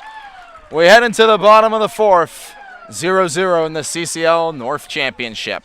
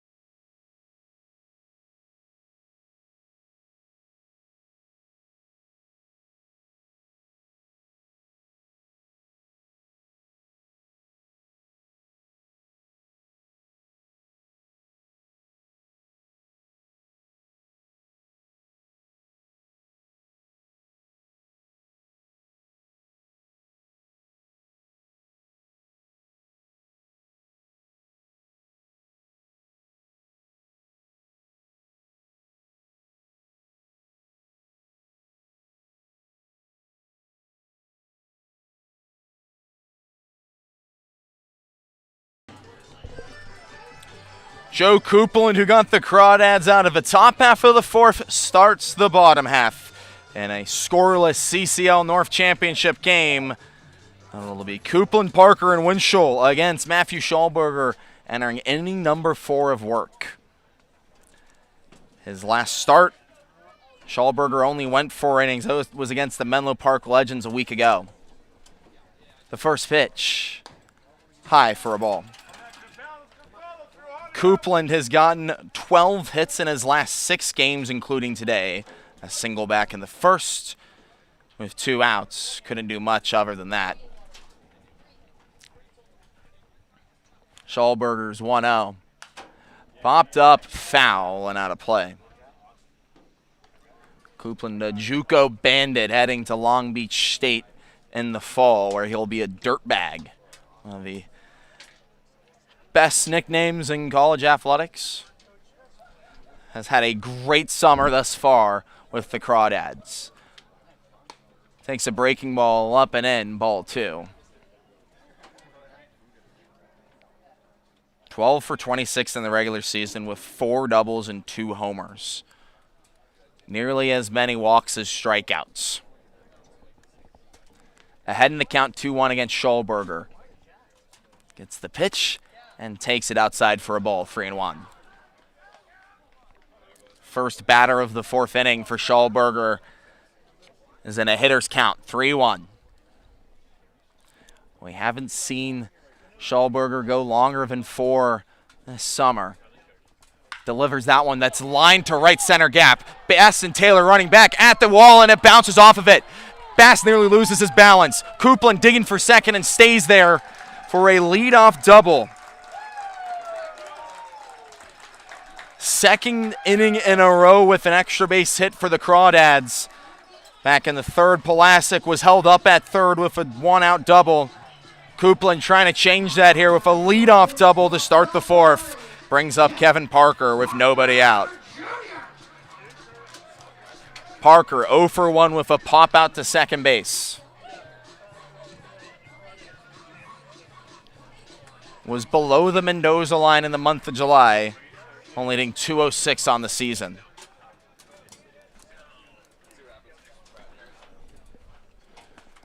Schallberger's working from the first base side. Wants to keep a 0 on the board for Sonoma. Misses outside for a ball.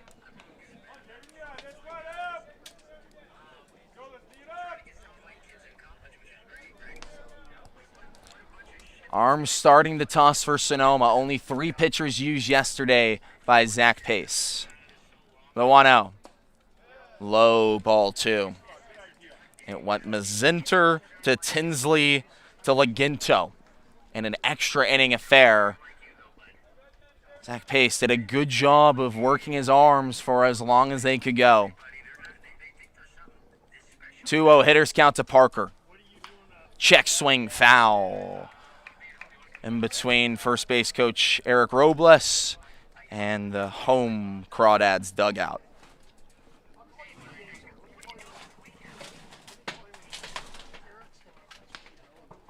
Monte Vista at one point saw a 14-game win streak for these Crawdads at home.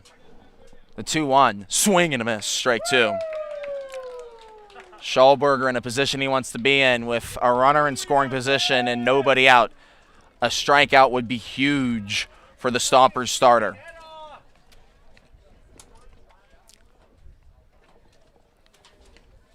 Parker back into the batter's box. Long pause from Schallberger. Fires home. Popped foul out of play. We'll do it again. These Crawdads do such a good job of battling with 2 strikes. Only 2 strikeouts so far, both back in the 2nd, both looking. For contrast, Sonoma pitching had 16 strikeouts last night. Schallberger's 2-2. Swing and a miss, strike 3. Big out for Matthew Schallberger, his 3rd punchy of the day.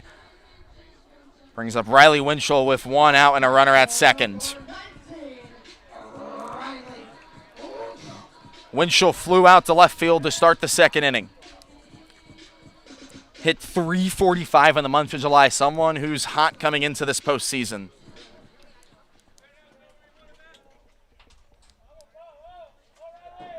Schallberger needs another out in a scoreless game here in the CCL North Championship.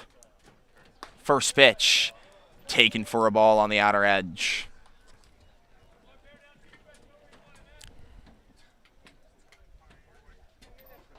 Winchell, top 3 on the Crawdads in RBI with 19 this season.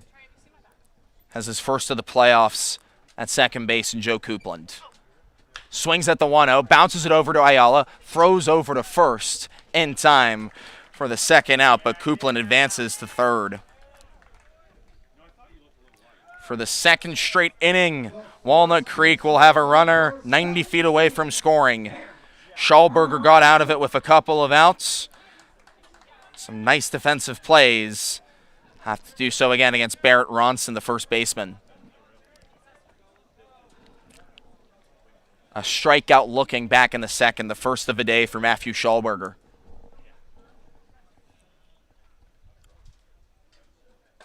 The first pitch.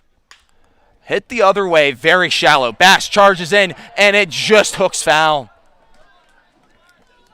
If it stayed fair, it would have been the game's first run. Bass wouldn't have reached it in time. Instead, it's an 0-1 count. That's the second time today we've seen a Crawdad get oh so close to scoring the first run of a game on a foul ball.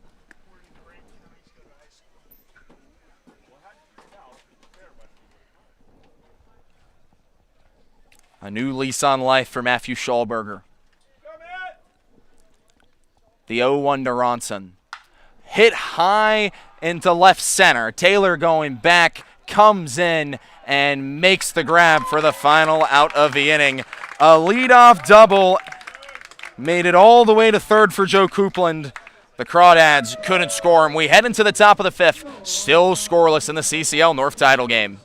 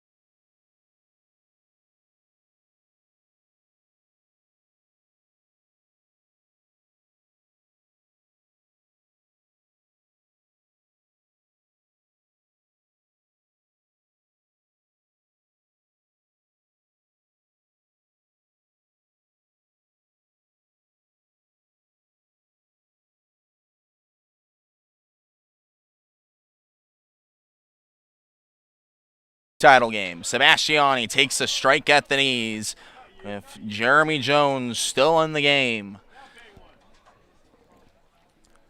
A runner has gotten on every inning against the Crawdad starter, but there's nothing to show for it for Sonoma as Sebastiani's quickly behind 0-2. B-Sab grounded out to short back in the second. Battles with 0-2, bounces that one over to third. A one-hopper, gloved by Robles, throws over to first in time for the first out of the inning. This Crawdads defense hasn't missed a beat yet after 3 days of rest. No mistakes for a unit that's been so solid for most of this year. Brant Cummings, the manager of Walnut Creek, always prides his ball clubs as ones that can play defense. Anthony Shepler hopes to test that defense with one down in the top of the 5th. A sizable gap up the middle of it. The first pitch, taken outside for a ball. Shep was the lone player in the lineup who didn't appear in yesterday's wild card win. Grounded out to second to end the second, first time up. Hoping to get his postseason docket started with a hard hit ball to right field. Coupland going back and makes the grab. A loud out number 2 for Anthony Shepler, who's got a couple of nice pieces of contact. One that went foul, one right into the glove of Joe Coupland. 2 down in the inning.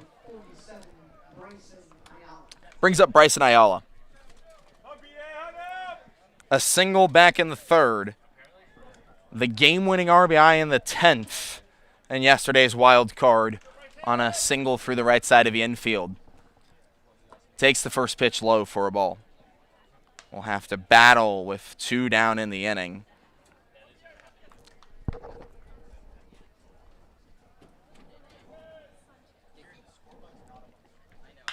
That one bounced over to short. Parker going back, throws in time for the final out of the inning. The first true 1-2-3 frame of the day for Jeremy Jones. Heading to the top of the 6th. Still scoreless. And you're pardon to the bottom of the 5th.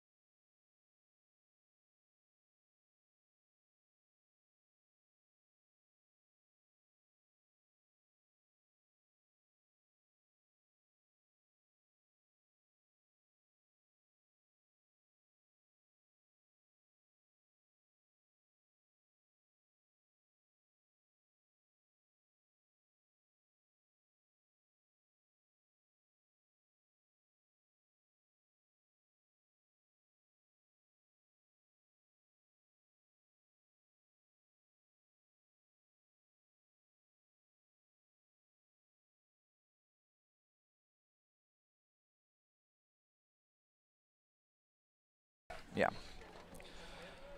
For the first time all ball game, Zach Pace goes to his bullpen. Riley Dickey, the 6-foot righty from Merced, California, in for Matthew Schallberger. The new arm will face 8-9-1, Aldridge, Ramos, and Pulasic here in the bottom of the 5th.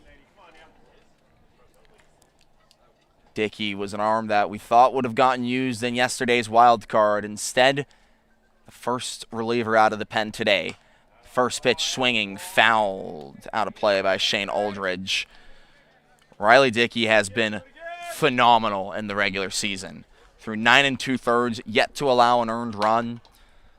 But all of that goes out the window in the postseason. Stats are reset. As Dickey's 0-1 is taken outside for a ball. Aldridge had a slow start to the year. Someone who's maybe happy about regular season stats getting resetted, but a .327 batting average in the month of July. 0 for 1 today with a strikeout looking. The pitch. A strike at the knees, 1-2.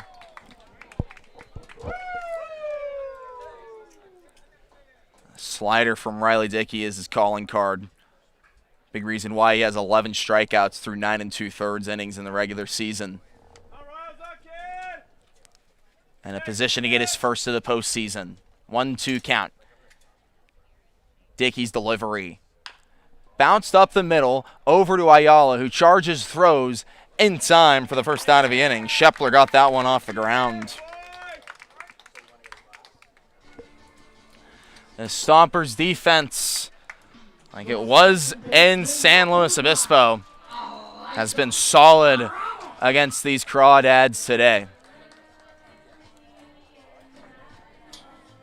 Brings up a former Stomper infielder, Elijah Ramos. Flew out to center back in the third. His second at-bat of the playoffs. Dickey deals a breaking ball inside for a ball. Ramos was 8 for 33 this summer against his former ball club with 3 extra base hits, including a homer. Someone who just seemed like would always find a way to get on against these Stompers in the regular season. Takes in the dirt ball too. And he's a good position to get on for the first time today.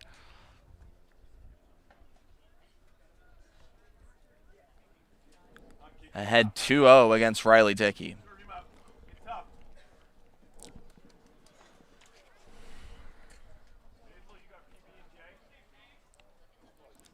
The 2-0 offer. Taken low and away, ball 3. Carlson couldn't make the squeeze on that one. He was lucky nobody was on base.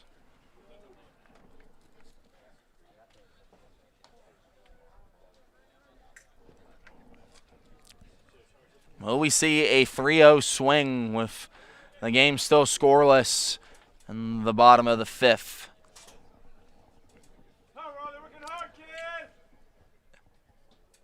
Dickey fires home, a breaking ball, high, ball 4. A 4-pitch walk. The former Stomper, Elijah Ramos, gets on with 1 down in the bottom of the 5th. And Dickey wasn't someone who walked many in the regular season, only 2 through 10 appearances. His second batter of the postseason.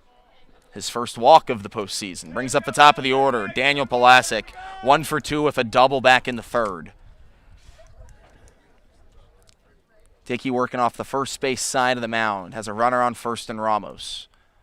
Comes home to the lefty Palasic, who hits that one over to first. Throw over to second in time. The throw back to first. Scooped up in time. 3-6-3. Anthony Shepler turns the double play. The 1-out walk is erased. We're still scoreless heading into the top of the 6th. Stompers and Crawdads in line for another classic.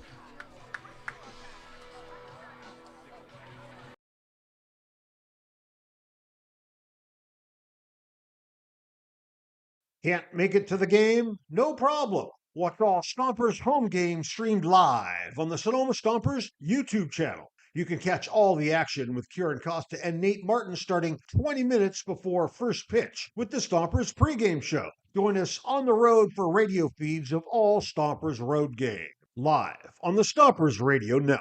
2-1 pitch to Keys. That one's bounced towards second. There'll be a play at the plate. They'll throw home from left field. Kicks away.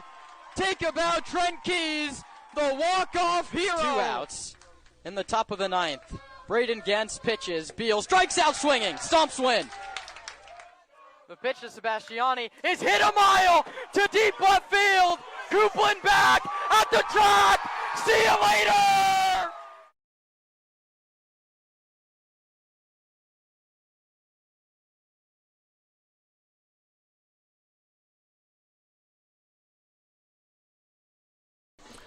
We are breezing through the CCL North Championship game. It's the top of the 6th, and we're less than 90 minutes in. A pitcher's duel to the highest degree. Alongside Kieran Costa, I'm Nate Martin. Chase Taylor starts things off against the starter, Jeremy Jones, and he hits that one into left center, and it drops for a leadoff hit.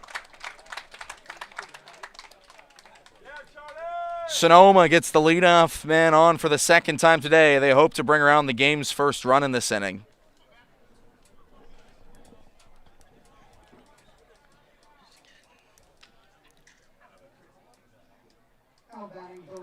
3 Stompers have made it into scoring position. None of them have been scored. Wesley Bass wasn't even on deck for that first pitch, as he was still gathering his batting gear, ready for his third at-bat of the day. A double back in the first, and then grounded into a double play back in the third. The Georgia State Panther has had a really nice postseason thus far, hoping to carry it on here with the leadoff man on. He takes at the knees for a called strike.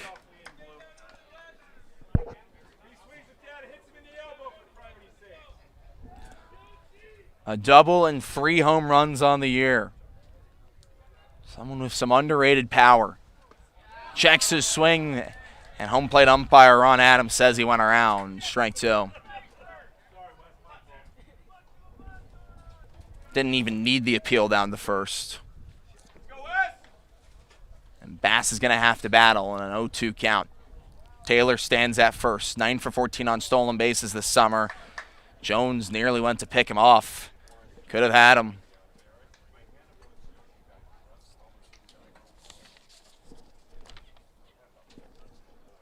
The 0-2 taken in the dirt for a ball. Action in the bullpen now for Walnut Creek, a lefty. Uh-oh. Paul Wheeler. Paul Wheeler. Someone Sonoma has scored on the last couple times they've played him. Other than that, no one else has scored on him this summer.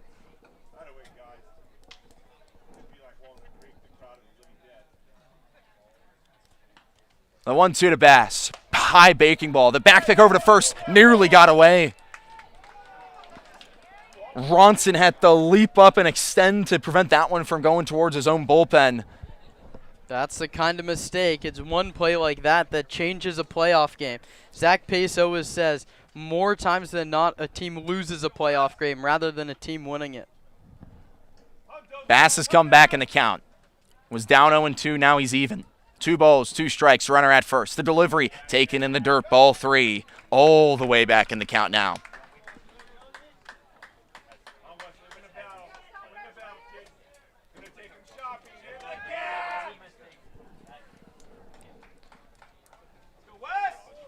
No other Stomper is yet to reach today as that one bounced over to third. Could be 2, 4, 3. Not in time. Bass beat it out on what looked like a tailor-made around-the-horn double play. Those are tough to turn when Wesley Bass is heading for first. Yeah, a high chopper to Robles at third. Even when he fielded it on the grass, it would have been a very tough turn and not really any chance to get the speedy Wesley Bass.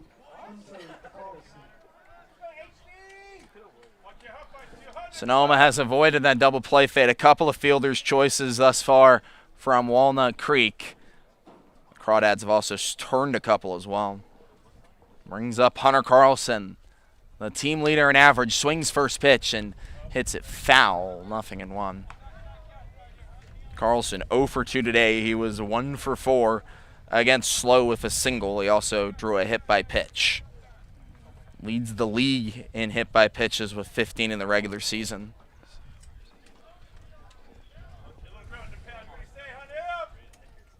The 0-1. Hit high to left. Pulaski charging into foul territory, and he makes the grab for the second out of the inning. Carlson tried to send it the opposite way. Instead, 2 down in the inning. It'll be up to Tino Vassell to try and score Wesley Bass over at first. It feels like each opportunity the Stompers squander, Walnut Creek pulls ever closer to getting the first run of this game. They're not going to keep down this Crawdad offense forever. So many times the Crawdads have put up double digits this summer against Sonoma, including the last 2 meetings. That one taken low and away for Vassell, 1-0. But Sonoma kept the slow lineup quiet all evening last night. Lightning can strike twice. The 1-0. Bounced foul. Up and in on the hands of Tino Vassell.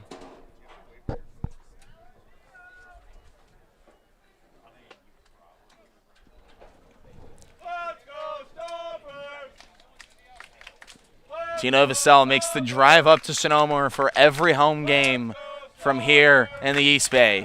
The runner takes off. That one taken high for a ball. The throw over in time. Wesley Bass has been thrown out for the first time all year. Entered today 14 for 14 on stolen bases. He leaves the sixth 14 for 15. We head to the bottom half of the inning. Still scoreless in Walnut Creek in the CCL North Championship game.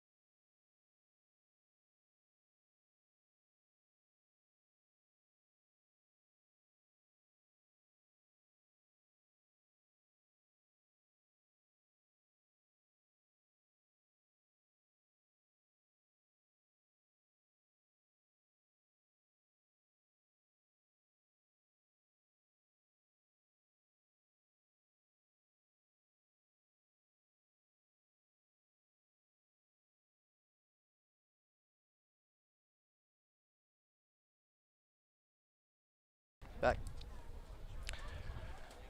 Bottom of the sixth, and we are still scoreless in the CCL North Championship game.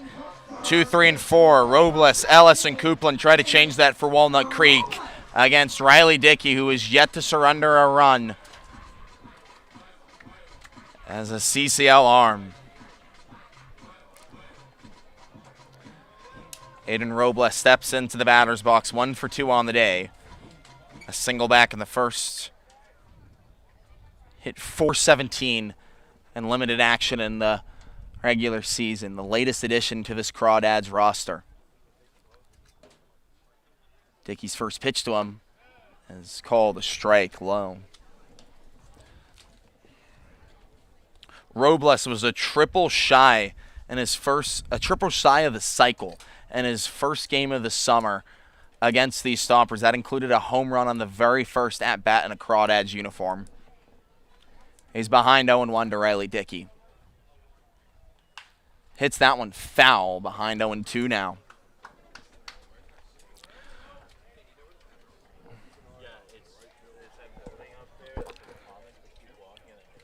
Riley Dickey issued a one-out walk back in the fifth, but his defense turned to double play to get out of it. Clean slate here in the sixth. 0-2 count against Aiden Robles. Struck out 7 times in the regular season, yet to strike out today. Dickey deals home. Misses low and away. Ball 1.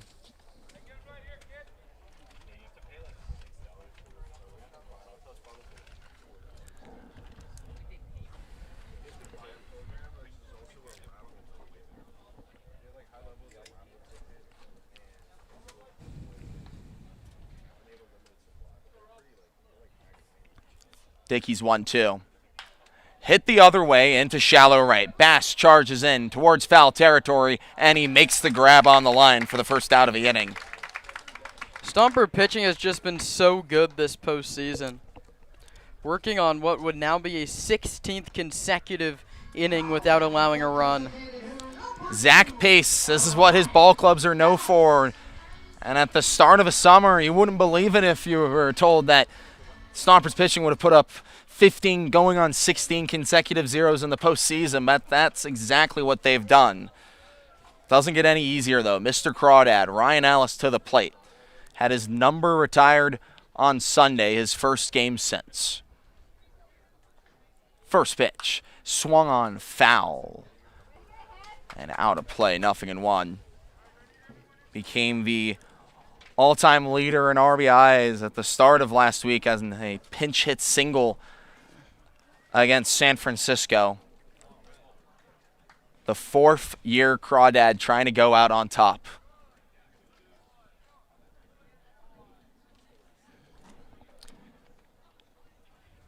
Dickey delivers. Fouled back, 0-2. Couple of batters in a row very quickly behind, and 0-2 counts. Dickey retired the last one he saw. He's trying to do it again against Ryan Ellis.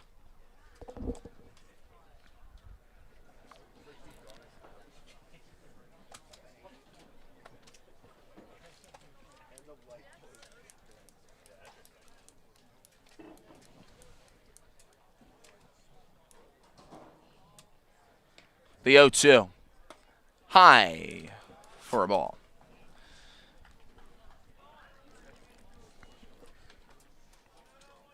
Five doubles and 4 homers on the regular season for Ryan Ellis. He's 0 for 2 today. Reached on a fielder's choice back in the first, grounded out to short back in the third. 1 down, still scoreless in the bottom of the 6th.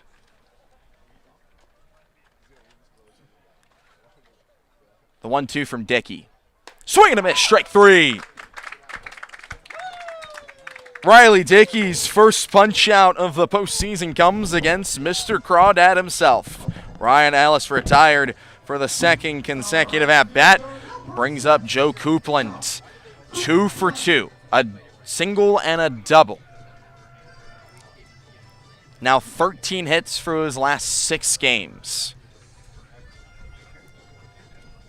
The 2nd-year Crawdad was in left field against the Stompers in the CCL North title game last year. He saw Nick Sebastiani's grand slam leave in the 10th to secure Sonoma's win. Takes the first pitch, shy and in for a ball.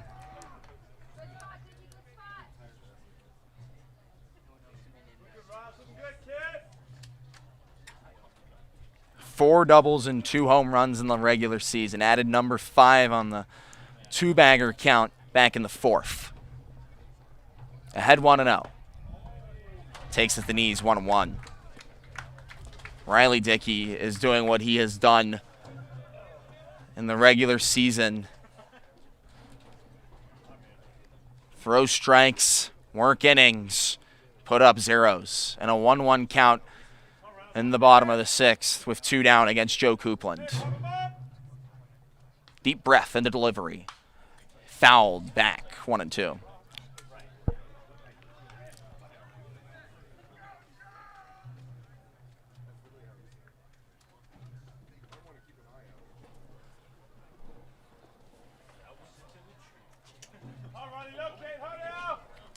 One, 2, 2 down. Riley Dickey looking for back-to-back strikeouts. Comes home. Lined and hit high and out of here. Drifted foul at the last moment. Joe Coupland were feet away from giving the Crawdads the first lead of the ball game. A break for Riley Dickey.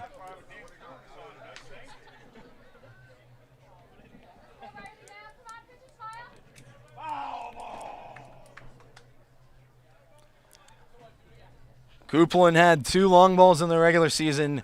Nearly had the first of the postseason there. Gonna have to battle once more in a 1-2 count.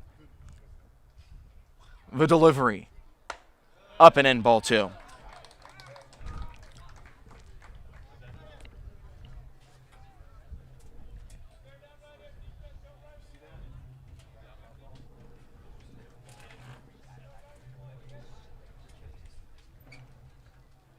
Two balls, 2 strikes, 2 outs.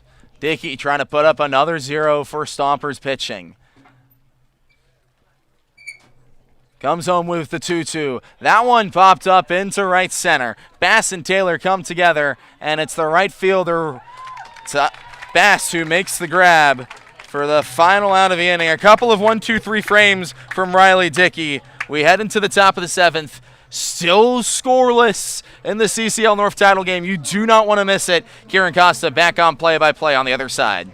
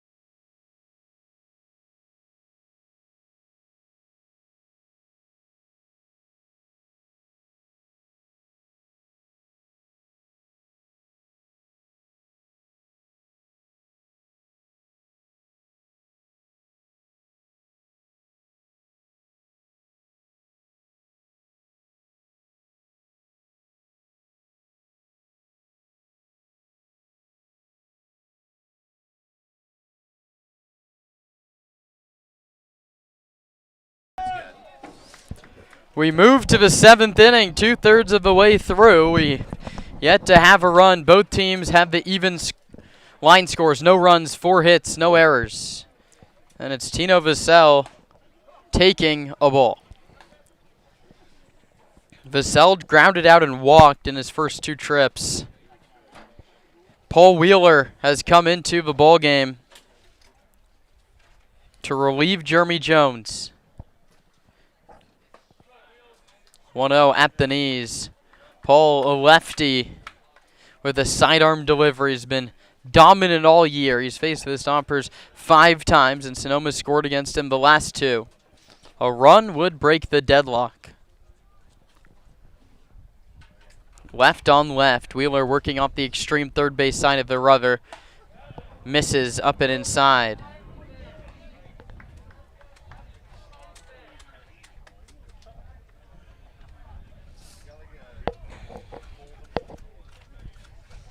Two balls and 1 strike on the CCL's RBI King in 2026. The pitch, Vassell hits it foul. Local kid.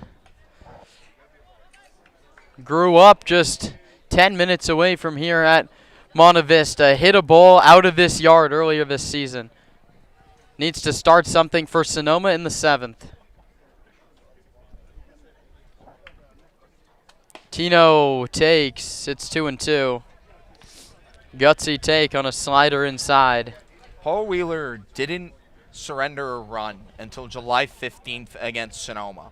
Allowed 1 run in that game. He allowed 3 in the next game against the Stompers. Those are the only 4 runs to cross the plate against this arm.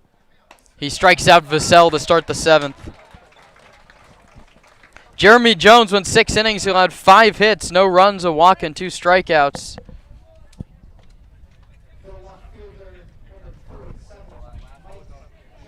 That brings up Mike Jones, who struck out looking and bounced into a 5-4 fielder's choice.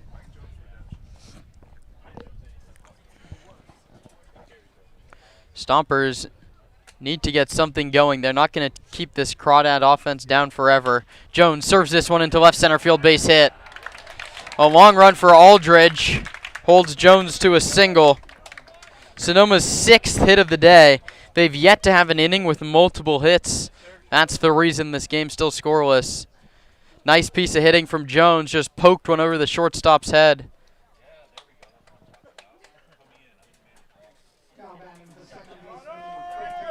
And there's the move that Zach Pace is going to make.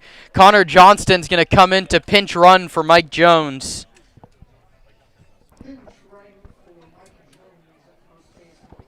That's an upgrade defensively and a little bit of a faster runner. Jones's day's done.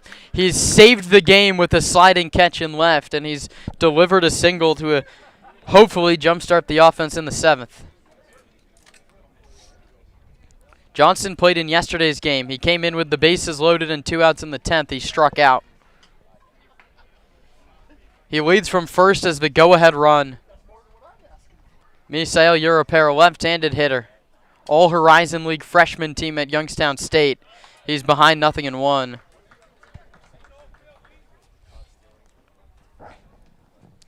Wheeler, a lefty, so he's staring at Johnson, who has a short lead off first, held by Barrett Ronson. Stompers 0 for 1, trying to swipe bags so far today. The pitch to Misa is hit towards shortstop. Backhand by Parker. He can't get it. It's into left field. Parker ranged to the backhand side at deep short, and it rolled right past him. It goes as a single. I don't think they had a chance to throw out Europero anyway. And it's the first inning where the Stompers have multiple hits. Misael Europero is 3 for 3 today. Drew 3 walks yesterday as well. He's someone who's loving the lights of the postseason. And Ben Sebastiani, his cousin Nick, broke the hearts of Crawdads fans in 2025. He hopes to do the same a year later.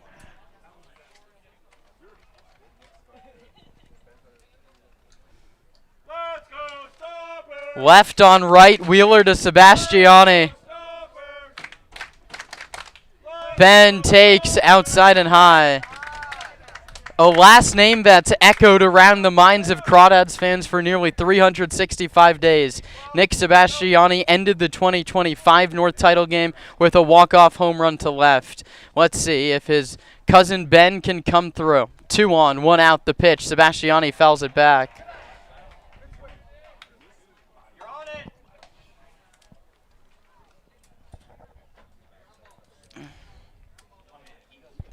Double play gets Wheeler out of the inning. A ball to the gap could break this 0-0 tie. Best chance so far for Sonoma. First and second with just 1 out. Wheeler to Sebastiani. Ben cranks this one to left. Chasing back is Pulasic, and he runs it down.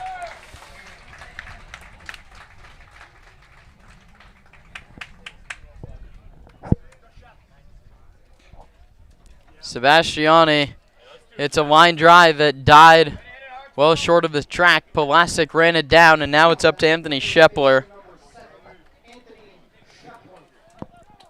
All the Stompers fans sitting to the left of us, Karen, were ready to explode. Here we go, Stompers! Here we go! Here we go, Stompers! Here we go! Here we go, Stompers! Left on left, Wheeler and Shepler. First pitch, outside and low, 1-0, blocked by Winchell. Vassell struck out. Jones singled. He was lifted for a pinch runner, so Johnston's at second. Europero singled after that. He's at first.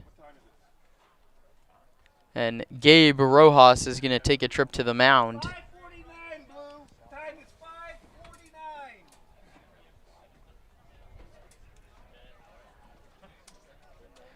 The entire Crawdad infield and catcher join Wheeler and Rojas at the hill. This is the advantage of having the day off. You can be a lot more selective with when and how you use your arms out of the bullpen. Already someone tossing for Walnut Creek. Wheeler, one of your best arms this year. He's gotten 2 outs. That's still... the pitching staff feels like there's adjustment that needs to be made.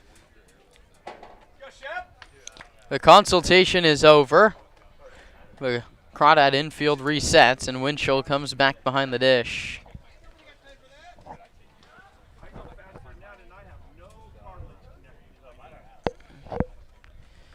The winner of this game will host the CCL Championship Series this weekend.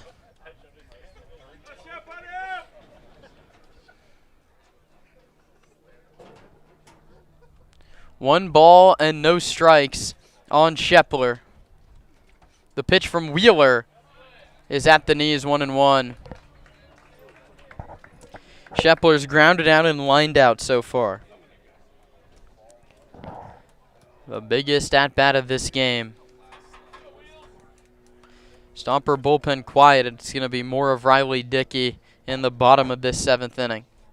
The pitch to Shepler is down again, 2-1. The righty Ayala waits on deck.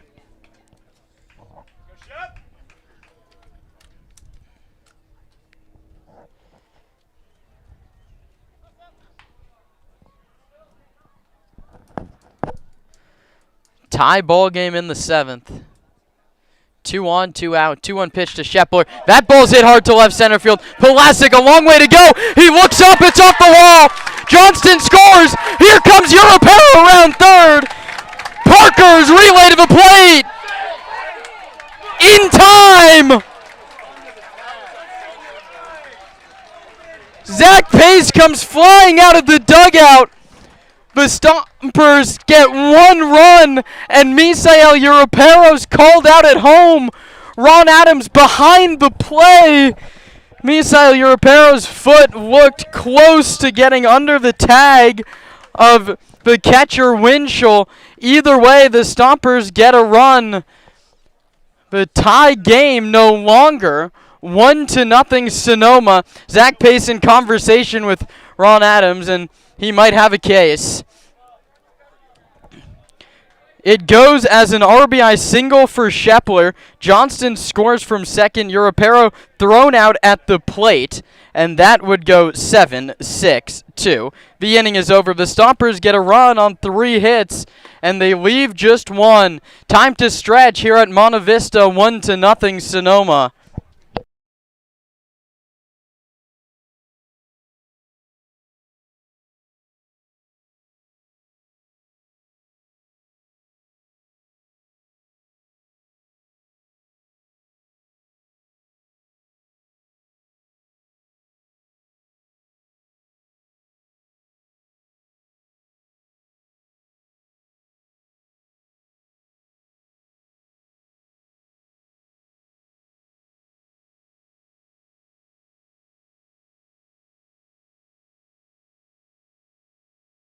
In your quest for roofing services, look no further than Crandall Roofing. Crandall's dedicated team of professionals guarantees excellence, from roof repairs to installations. Crandall delivers top-notch solutions with unmatched value. Crandall Roofing uses only Class A fire-rated materials, and Crandall Roofing is certified by the manufacturer to extend warranties up to 50 years of coverage. Crandall Roofing's simple pricing for roof services ensures transparency and ease. With straightforward rates and no hidden fees, Crandall Roofing makes roofing solutions accessible for all. Let your next roof be your last roof. Crandall Roofing, Diamond certified and proud partner of the Sonoma Stompers.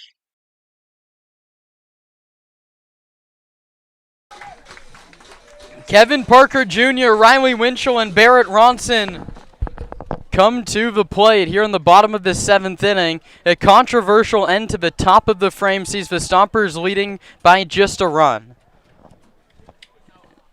Dickey's first pitch is a strike. A bang-bang play at the plate saw Misael Europero tagged out on a very, very nice 6-7-2 relay throw by the Crawdads, who find themselves down 1-0. The pitch is in there, 0-2. It's been Schallberger for the first 4 innings. Now the Stompers hoping that Riley Dickey can get them through the 7th.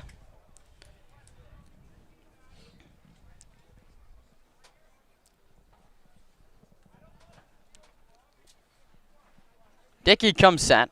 His 0-2 pitch to Parker Jr. outside 1-2. That 7th inning ended with a Shepler RBI, what goes as a single off the wall and left.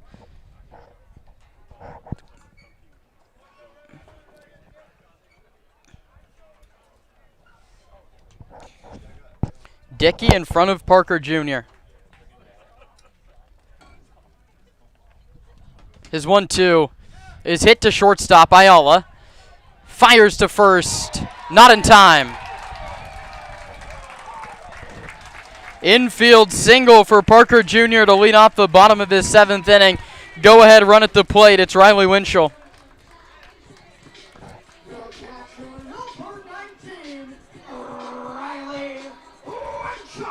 And what's been a lazy Wednesday afternoon here at Monte Vista now has a lively crowd on both sides.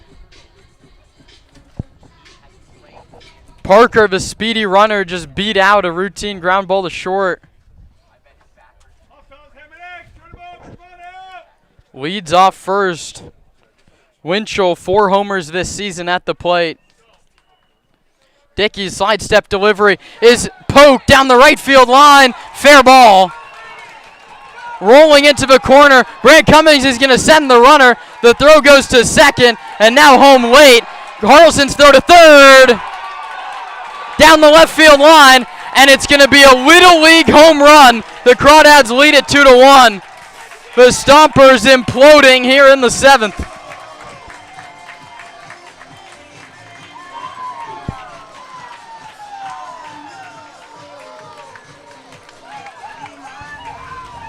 Riley Winchell, a soft line drive down the right field line, rolled towards the Crawdad bullpen.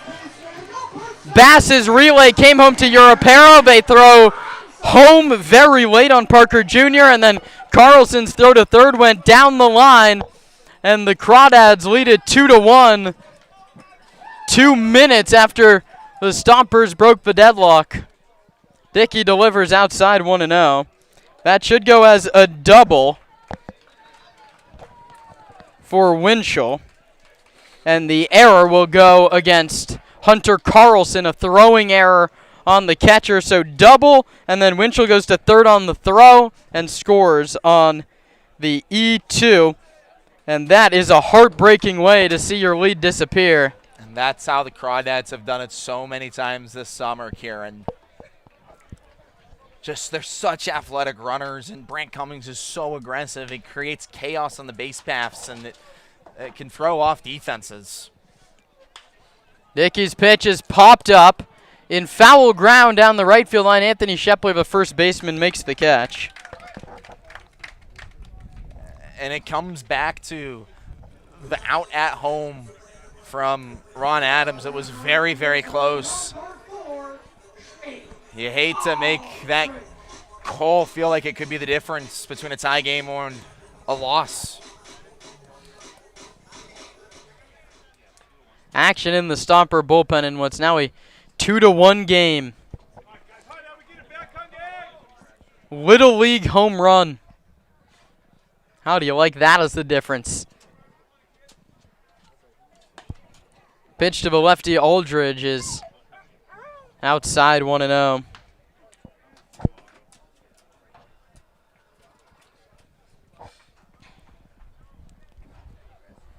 And the second the Stompers took the lead, they gave it right back. First pitch, miss, and the second one does too. It's 2-0.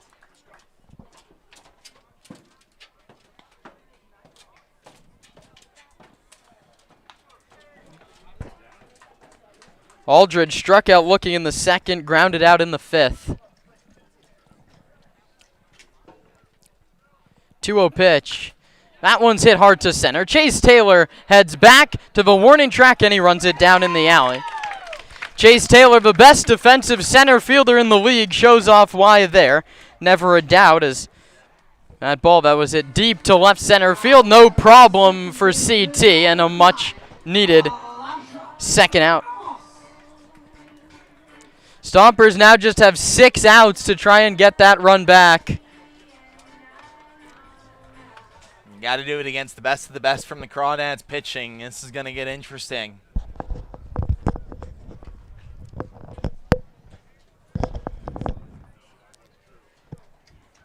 Dickey's kept his composure, but that ball's cracked to left. Johnson, the new left fielder, has it read and has it caught. The inning is over. 1 run on 2 hits, and the costliest error of the summer makes it 2-1 Walnut Creek after 7.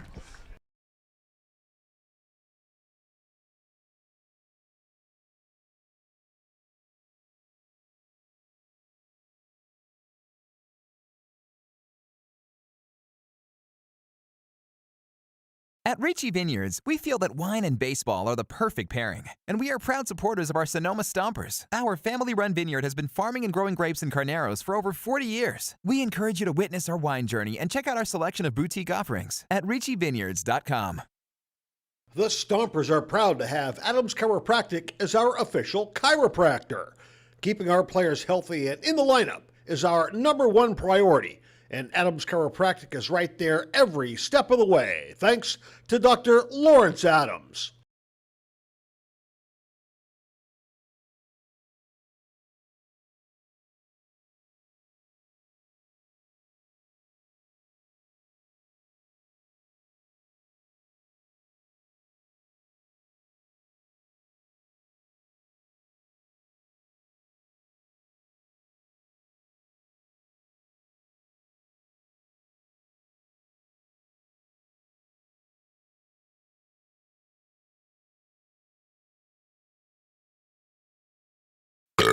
Can I have another beer, please? Can I have another beer, please? The first rule to carrying on is to not get carried away. The Sonoma Springs Brewing Company reminds you to always drink responsibly.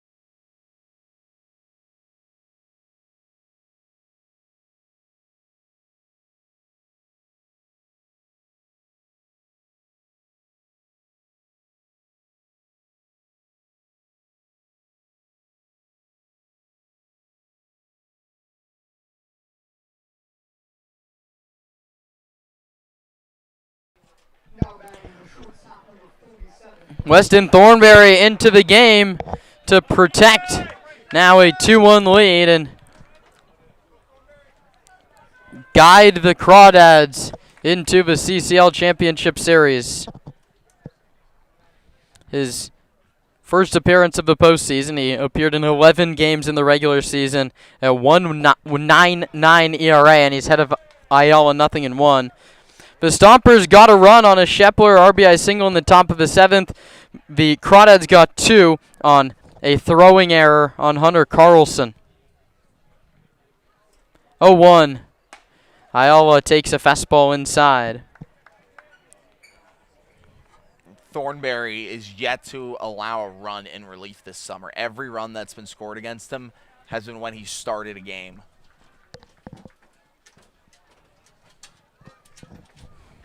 The pitch to Ayala, down below the zone, 2-1.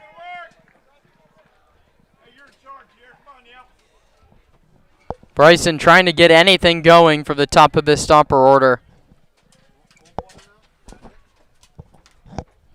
2-1 pitch is hit hard back up the middle and through. The second hit of the day for Ayala, and he's the tying run aboard to lead off this 8th. The CCL North playoffs delivering once more. The Stompers on the winning side of a 1-run game yesterday in 10 innings. They're on the losing side of a 1-run game as things stand in the 8th. Taylor squares to bunt and pulls it back. It's a called strike. Taylor's struck out, grounded into a fielder's choice, and singled. He was on this team that lost at Monte Vista 2 years ago to end their season, trying to keep the 2026 summer alive. He pulls back the bunt again. It's 1-1. Let's go Stompers! Let's go Stompers! Let's go Stompers! Taylor squared around early. He pulls it back again. It's 2-1. The Stompers fans in attendance louder than the Crawdads fans here at Monte Vista, trying to urge their team any way to get back into this ball game. Weston Thornberry wants a new baseball before his 2-1 to Taylor. Robles all the way in at third. They know what's coming.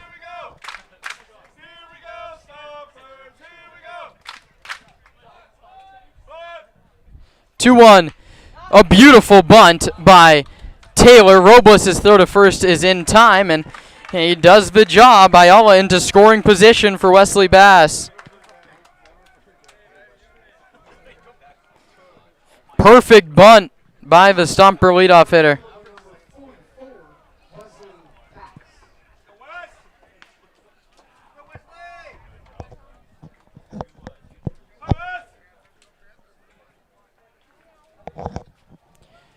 Winchell goes out to talk to the righty Thornberry. Wheeler win 1 inning, 3 hits, 1 run, no walks, and a strikeout. Wesley Bass a chance to get the Stompers back in this thing.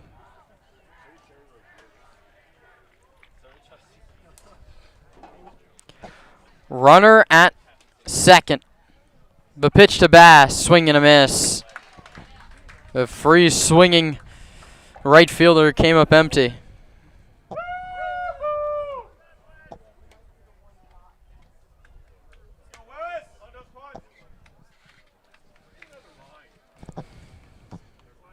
Doubled in the first inning. The pitch, bounced foul at the plate, chased again. Have to protect. You have your 2 best RBI guys on deck, Hunter Carlson and Tino Vassell. Get them an opportunity to tie the game.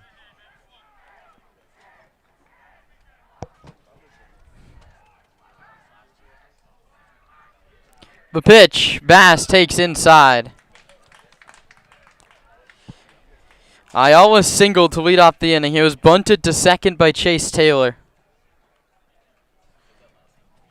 See if the Stompers can take advantage of the small ball and have Wesley Bass come through. So much room on the right side of the infield if the righty can poke one the other way. He lines it foul back to the screen. Fastball in the hands.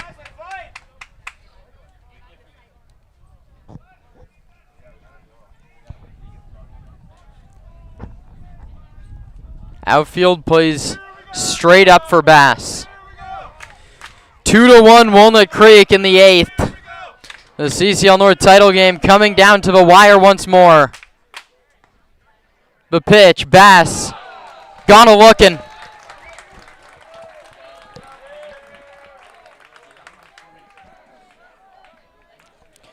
Two outs for Hunter Carlson.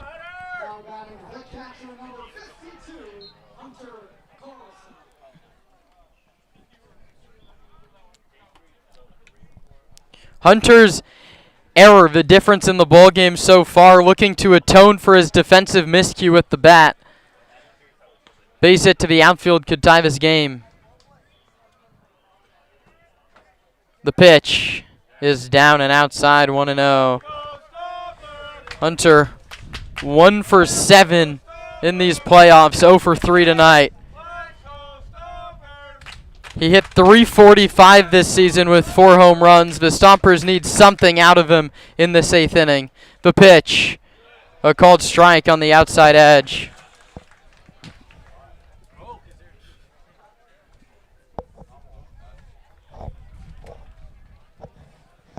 This one far from over. Stompers have 4 outs to make a little bit of magic. 1-1 outside, and Hunter has the count leverage.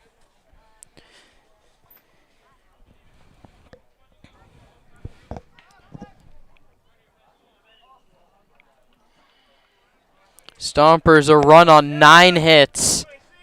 So many missed opportunities. Carlson trying to atone for that here. He hits this one hard. Diving play by Elijah Ramos. Gets up and throws out Carlson. The former Stomper takes a base hit and maybe saves the game.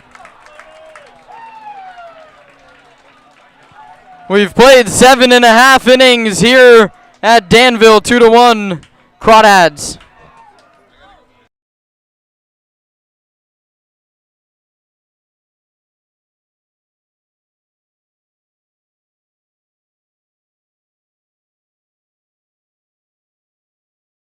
In your quest for roofing services, look no further than Crandall Roofing. Crandall's dedicated team of professionals guarantees excellence, from roof repairs to installations.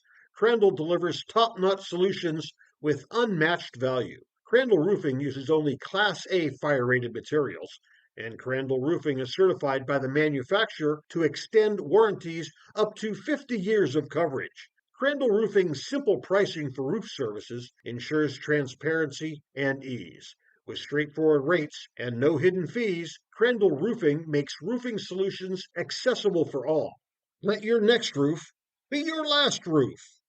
Crandall Roofing, Diamond certified and proud partner of the Sonoma Stompers.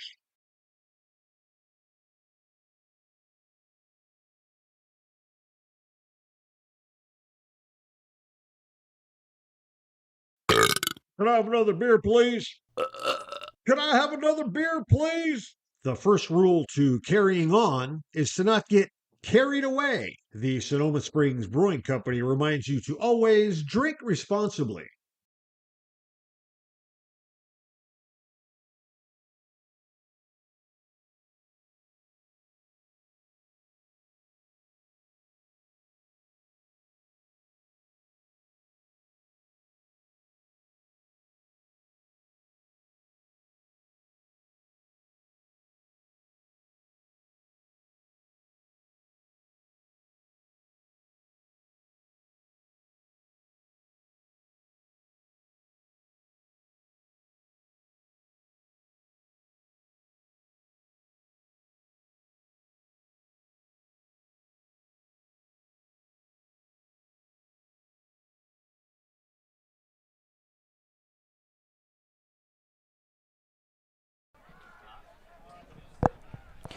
Gage McCown comes on to relieve Riley Dickey, who went 3 innings.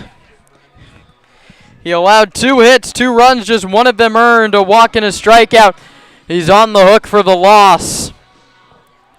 And the Stompers broke the hearts of Crawdads fans last year. It looks like they're going to have their hearts broken, barring a 9th inning rally. This one's lined through the right side. The first pitch that McCown throws, Ramos knocks for a single. Pulasic.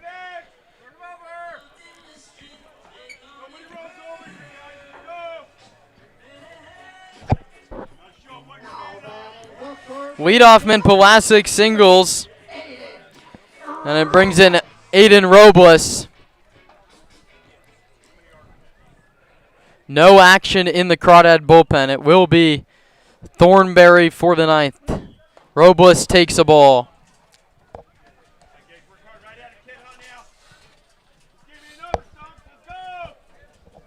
Stompers are going to need more late inning magic if they want to pull this one out. Squaring to bunt was Robles. And they say that he did not offer. I don't think Harvey Maxey was watching the play. That's ridiculous. Aiden Ramos pretty clearly offered at that bunt. Harvey Maxey says no. So that's a break for Walnut Creek. It's 2-0. Any break these Crawdads get. Robles squares to bunt again and puts it down. A very nice one. McCown, the pitcher, is going to throw him out. So he gets it down from ahead 2-0. Pulasic, a much-needed insurance run, now in scoring position. It's Mr. Crawdad to the plate here, Karen. Ryan Ellis, someone who got his jersey retired on Sunday, has a chance to put things in an even better spot for Walnut Creek.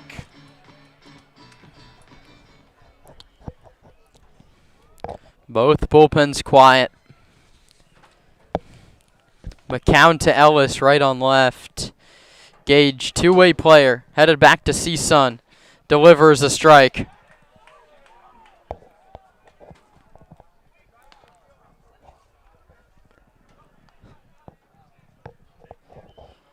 Stompers have given everything they've got. It's day 57 of the summer. They need just a little bit more. Ellis fouls it back, 0-2. Ryan's been kept at bay. A fielder's choice, a ground out and a strikeout.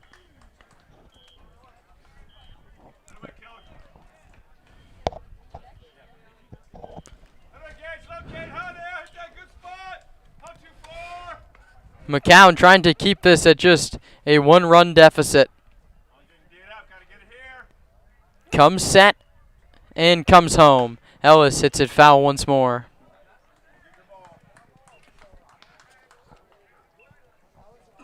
In the top of the ninth for Sonoma, it'll be Vassell, Johnston, and Uripero. They need at least one run.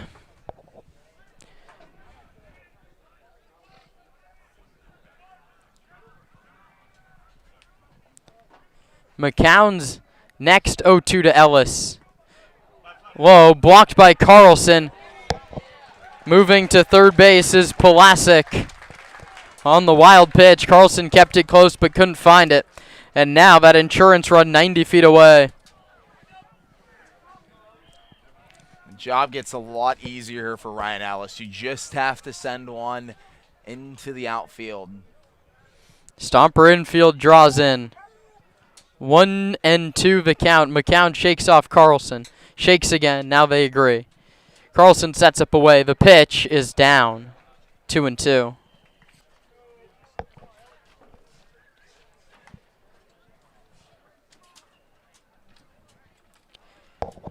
Bottom of the 8th inning. The Crawdads lead it 2-1.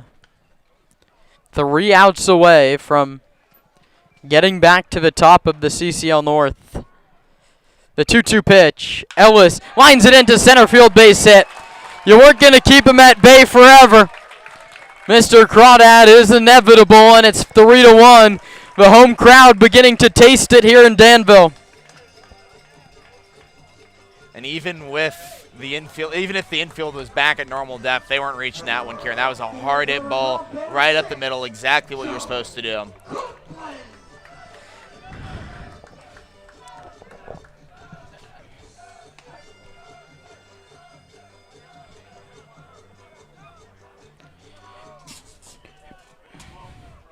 Copeland 2 for 3 on the day, trying to really blow this thing open. McCown's delivery in there. Off-speed pitch for strike 1.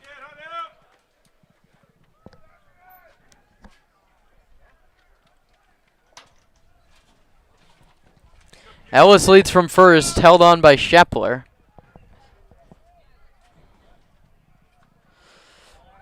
Runs, Carlson's throw on the money, but late. And it kicks into center field on a hop. And this is why the Stompers had to capitalize on the early opportunities. The Crawdads at some point are going to get on base, and when they get on base, they force mistakes like that.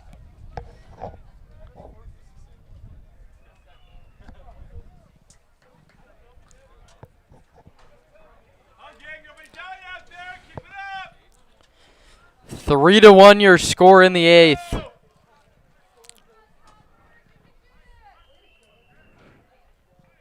McCown's 0-1. Caught on and missed. And now, beg your pardon, the count is 1-2 as pitch was called a ball on Carlson's throw down.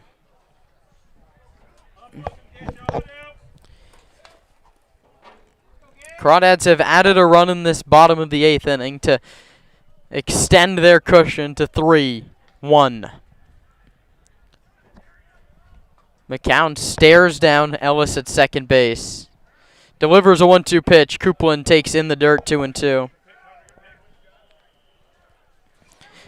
Jackson Rowland throwing in the bullpen.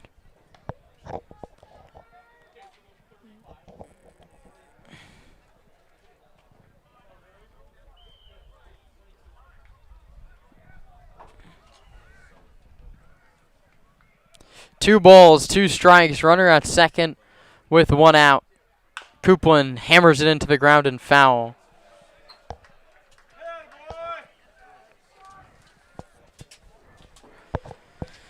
Stompers will need at least 2 in the top of the 9th to keep this game alive.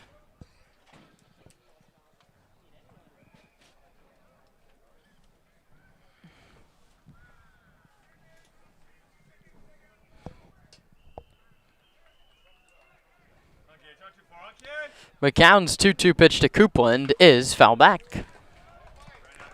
Good fight from Joe Coupland, not giving an inch.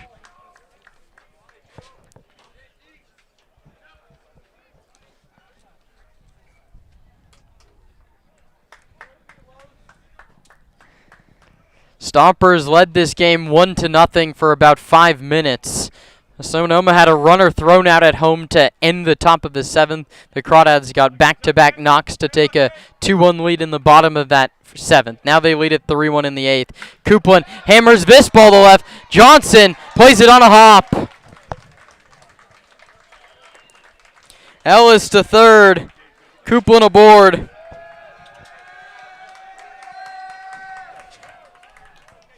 And Zach Pace at the mouth of the Stomper dugout. Let's see if he rides with McCown a little bit longer.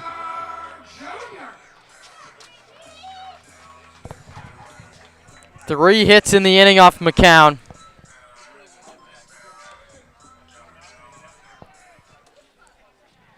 And the Stompers 2026 title defense hopes in dire straits here in the last of the 8th. Runners at the corners with 1 out. First pitch to Parker Jr. over the outside corner.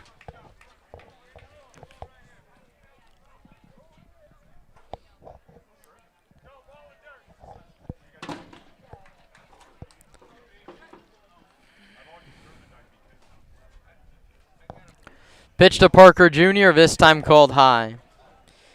KPJ popped out, struck out, and singled. He scored on Riley Winchell's Little League home run.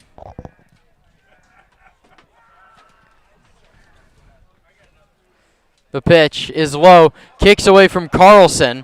Holding at third base is Ellis. Coupland takes second, no double play, and with the one swing of a bat, this game could be all but over. This is what the Crawdads have done so many times to Sonoma. Doesn't make it feel any less gut-wrenching, though. Have to get an out here. And now Zach Pace is going to come to the mound. And Gage McCown might be injured. Took a long walk around the mound, taking his glove off, and he's staring down. And Zach Pace meets with the infield Carlson and McCown. Rowland up and throwing into the bullpen. And here comes Ron Adams.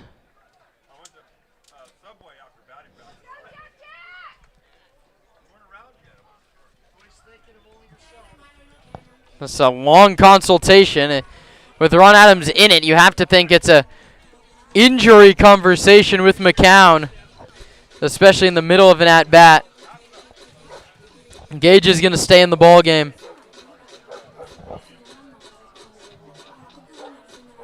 Just hope he's okay. Someone who's given it all for Sonoma. He's caught many long games. He's come up big late on.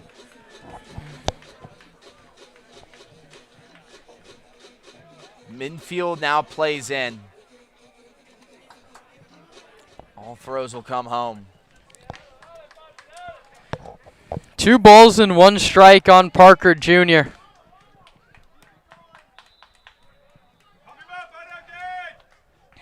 McCown's 2-1. Hit foul and out of play 2-2. It will be Jackson rolling if the Stompers need another arm. But McCown hoping he can get through this 8th inning himself. 3-1 Crawdads. Both teams now up to 9 hits. The Walnut Creek shortstop leaves it down and away.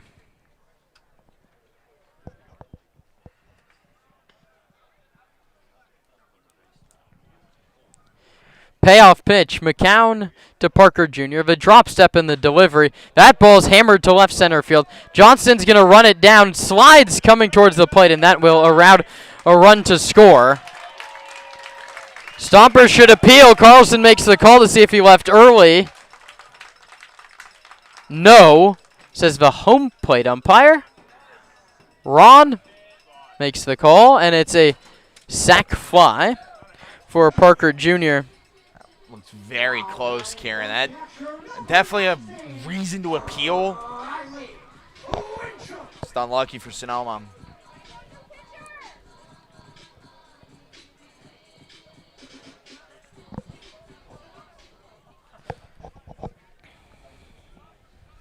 McCown to Winchell. Runner at second, and now a 4-1 game.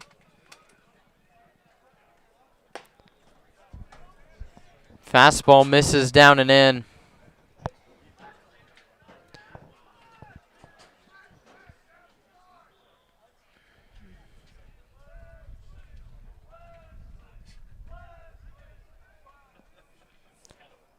One-oh pitch. Winchell hits it high in the air. Shallow left field. It's Ayala who gives way to Johnson, and the ball drops. And a run scores.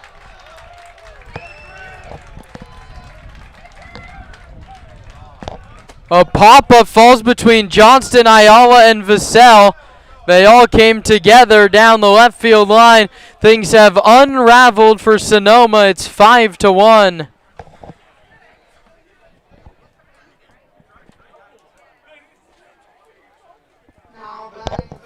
And here comes Zach Pace.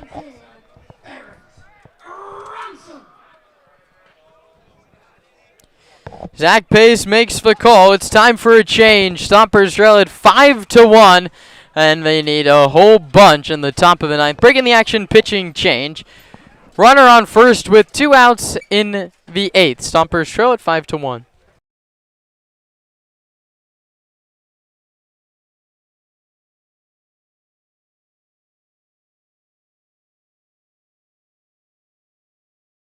The Sonoma Stompers are excited to welcome La Michoacana Ice Cream and Treats to the family.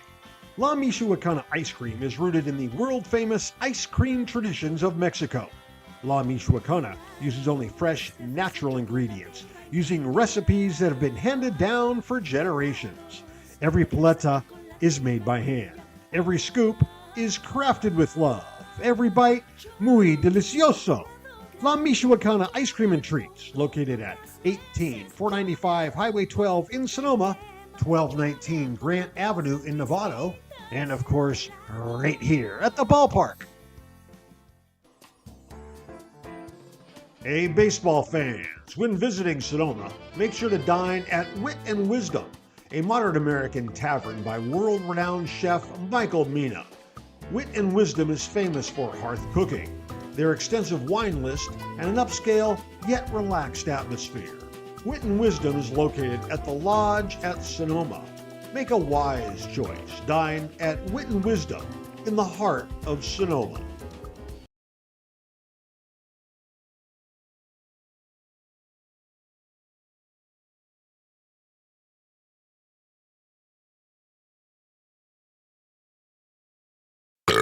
Can I have another beer, please? Can I have another beer, please? The first rule to carrying on is to not get carried away. The Sonoma Springs Brewing Company reminds you to always drink responsibly.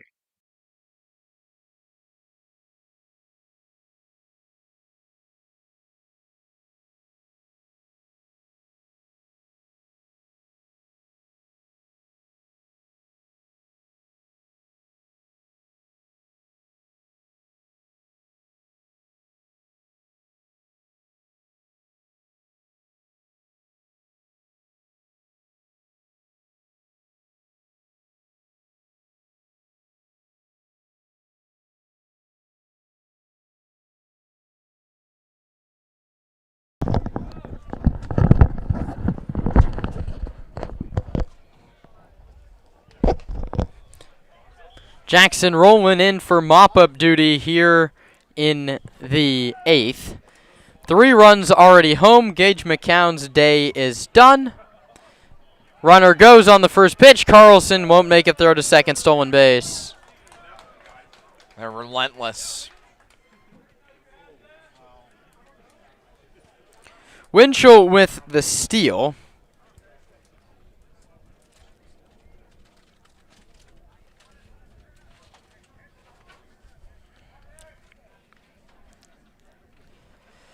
And the pitch from Rowland is bounced to third. Vassell backs up on it, sets his feet, and throws him out. So Rowland throws just 2 pitches to escape the 8th. And the side is retired. But the Crawdads get some insurance and a little extra. The Stompers need 4 to tie, 5 to take the lead. Does Zach Pace and company have a little bit more postseason magic? Find out on the other side.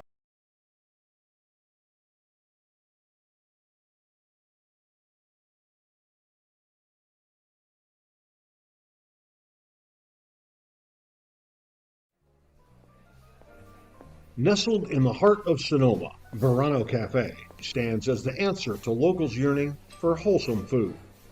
Opened by Veronica Perez and Carlos Rubio, this cozy diner is nestled conveniently at the crossroads of Highway 12 and Verano Avenue. At Verano Cafe, breakfast, lunch, and dinner are experiences crafted with love and local ingredients. Each dish is a symphony of taste. But Verano Cafe isn't just about breakfast. Their lunch menu features favorites like fish and chips and classic French dishes catering to all tastes. Dinner includes house-made pasta dishes and elegant entrees. What really sets Verano Cafe apart is its commitment to quality and community. With locally sourced ingredients and a dedicated team that feels like family, Verano Cafe offers a warm and welcoming atmosphere. Whether you're a Sonoma local or a visitor, Verano Cafe promises to elevate your dining experience. Join us today and become a part of the Verano Cafe family. Verano Cafe, located at the crossroads of Highway 12 and Verano Avenue in Sonoma.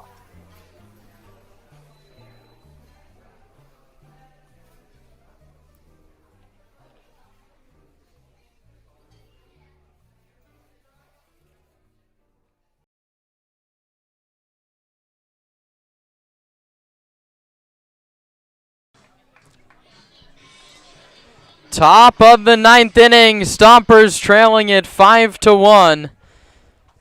And with all the late inning heroics of last year's North title, a 5-1 deficit, the Stompers find themselves chasing in the 9th, and Tino Vassell takes a ball.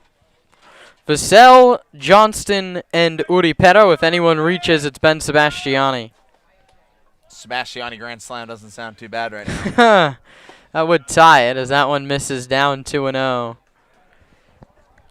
The Stompers faithful showed up yet again for their ball club. A large contingent down in Slow yesterday got the Stompers over the top with a 1-0 win. It would take a miracle to get them past Walnut Creek here in the 9th. 2-1 inside 3-0. Stompers down by 4. Weston Thornberry out for his 2nd inning of work.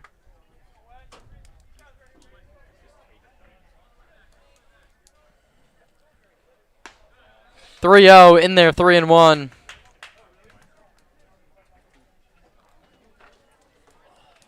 Group of fans, tarps off in right field.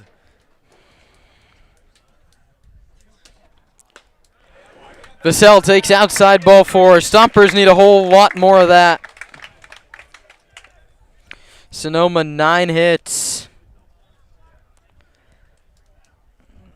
The left on base numbers high as well. Couple double plays. A lot of fielders' choices. When they get one hit, they were unable to string hits together.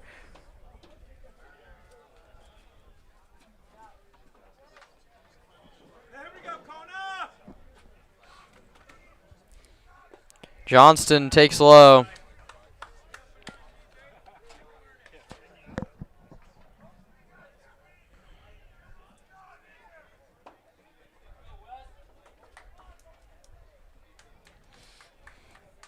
Johnston in his first at-bat of the day is ahead 2-0.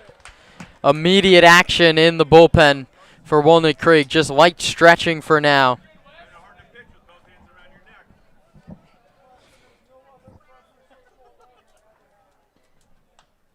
Thornberry delivers. Johnston watches strike one.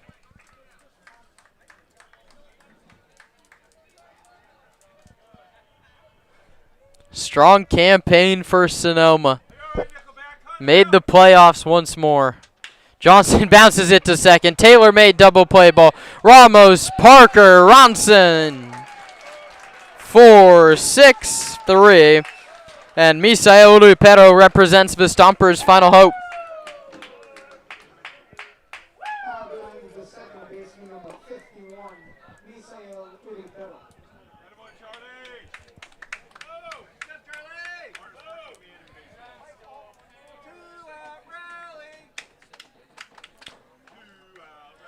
Thornberry works right on left. Misa behind 0-1. And it looks like the Crawdads will get their revenge.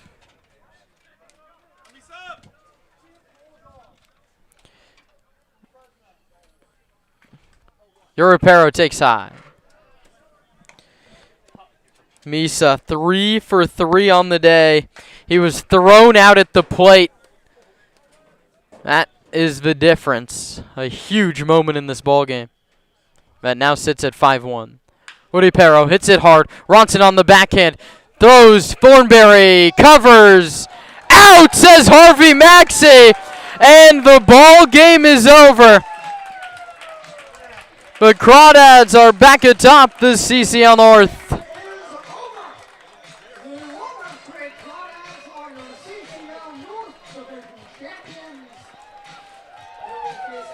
Stompers didn't make it easy.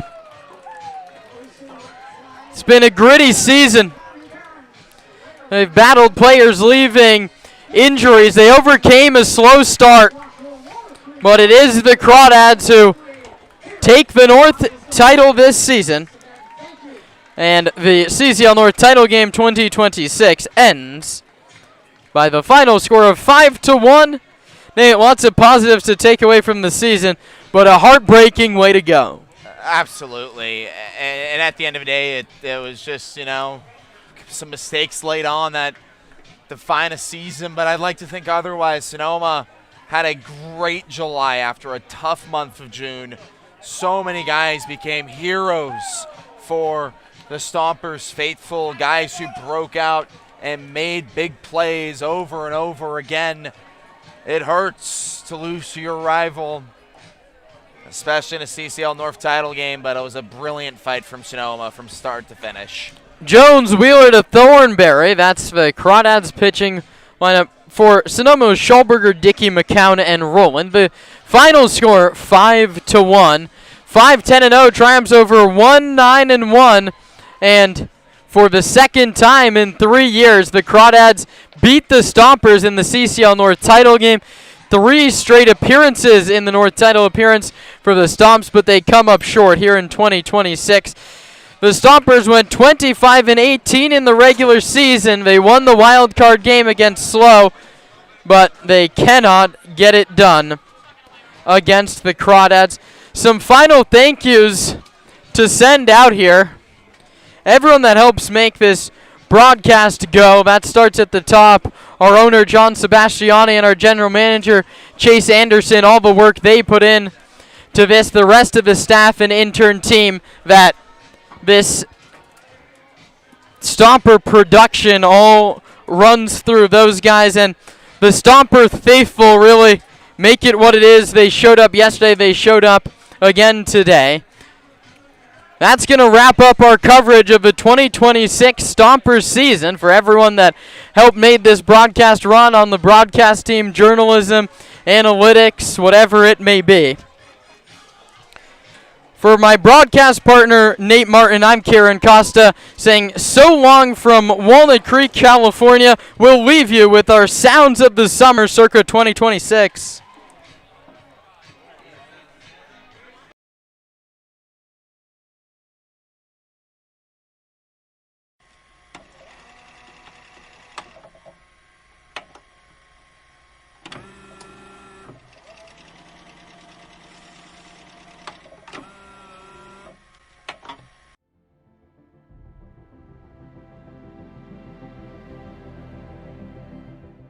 Out of league play has come and gone, and it's time to start the CCL slate here in 2026 for the defending North champions Sonoma Stompers and its two perennial powerhouses in the California Collegiate League, the Blues and the Stompers. Both these teams have found themselves in the playoffs the last 2 seasons. Pitch to Carlson is bounced to the right side, ranging over as Munoz hits through into right. It's a base hit and an RBI for Hunter Carlson. The Stomps jump all over the Blues in the first. Ayala hits it high in the air to deep left. Hickson Bob back at the track, looking up, and she's gone. Big fly, Bryson. The payoff from Hanasaki. Ripped high into deep right. That one is way gone. 2 home run day for Hunter Carlson on the short porch in San Bruno. Connor Wood's 1-2 pitch. Vassell hits it in the air to left field. Chasing over is Heflin. He's not going to get there. It's a fair ball. It's rolling all the way into the corner. 1 run's going to score. Here comes Trent Keys. The throw to third is not in time. It's a 1-out, 2-run, game-tying triple for Tino Vassell. The Stompers have come all the way back. 1 ball and 2 strikes. Keller Osbin pitches. Struck him out swinging. The 2026 Stompers have juice, baby.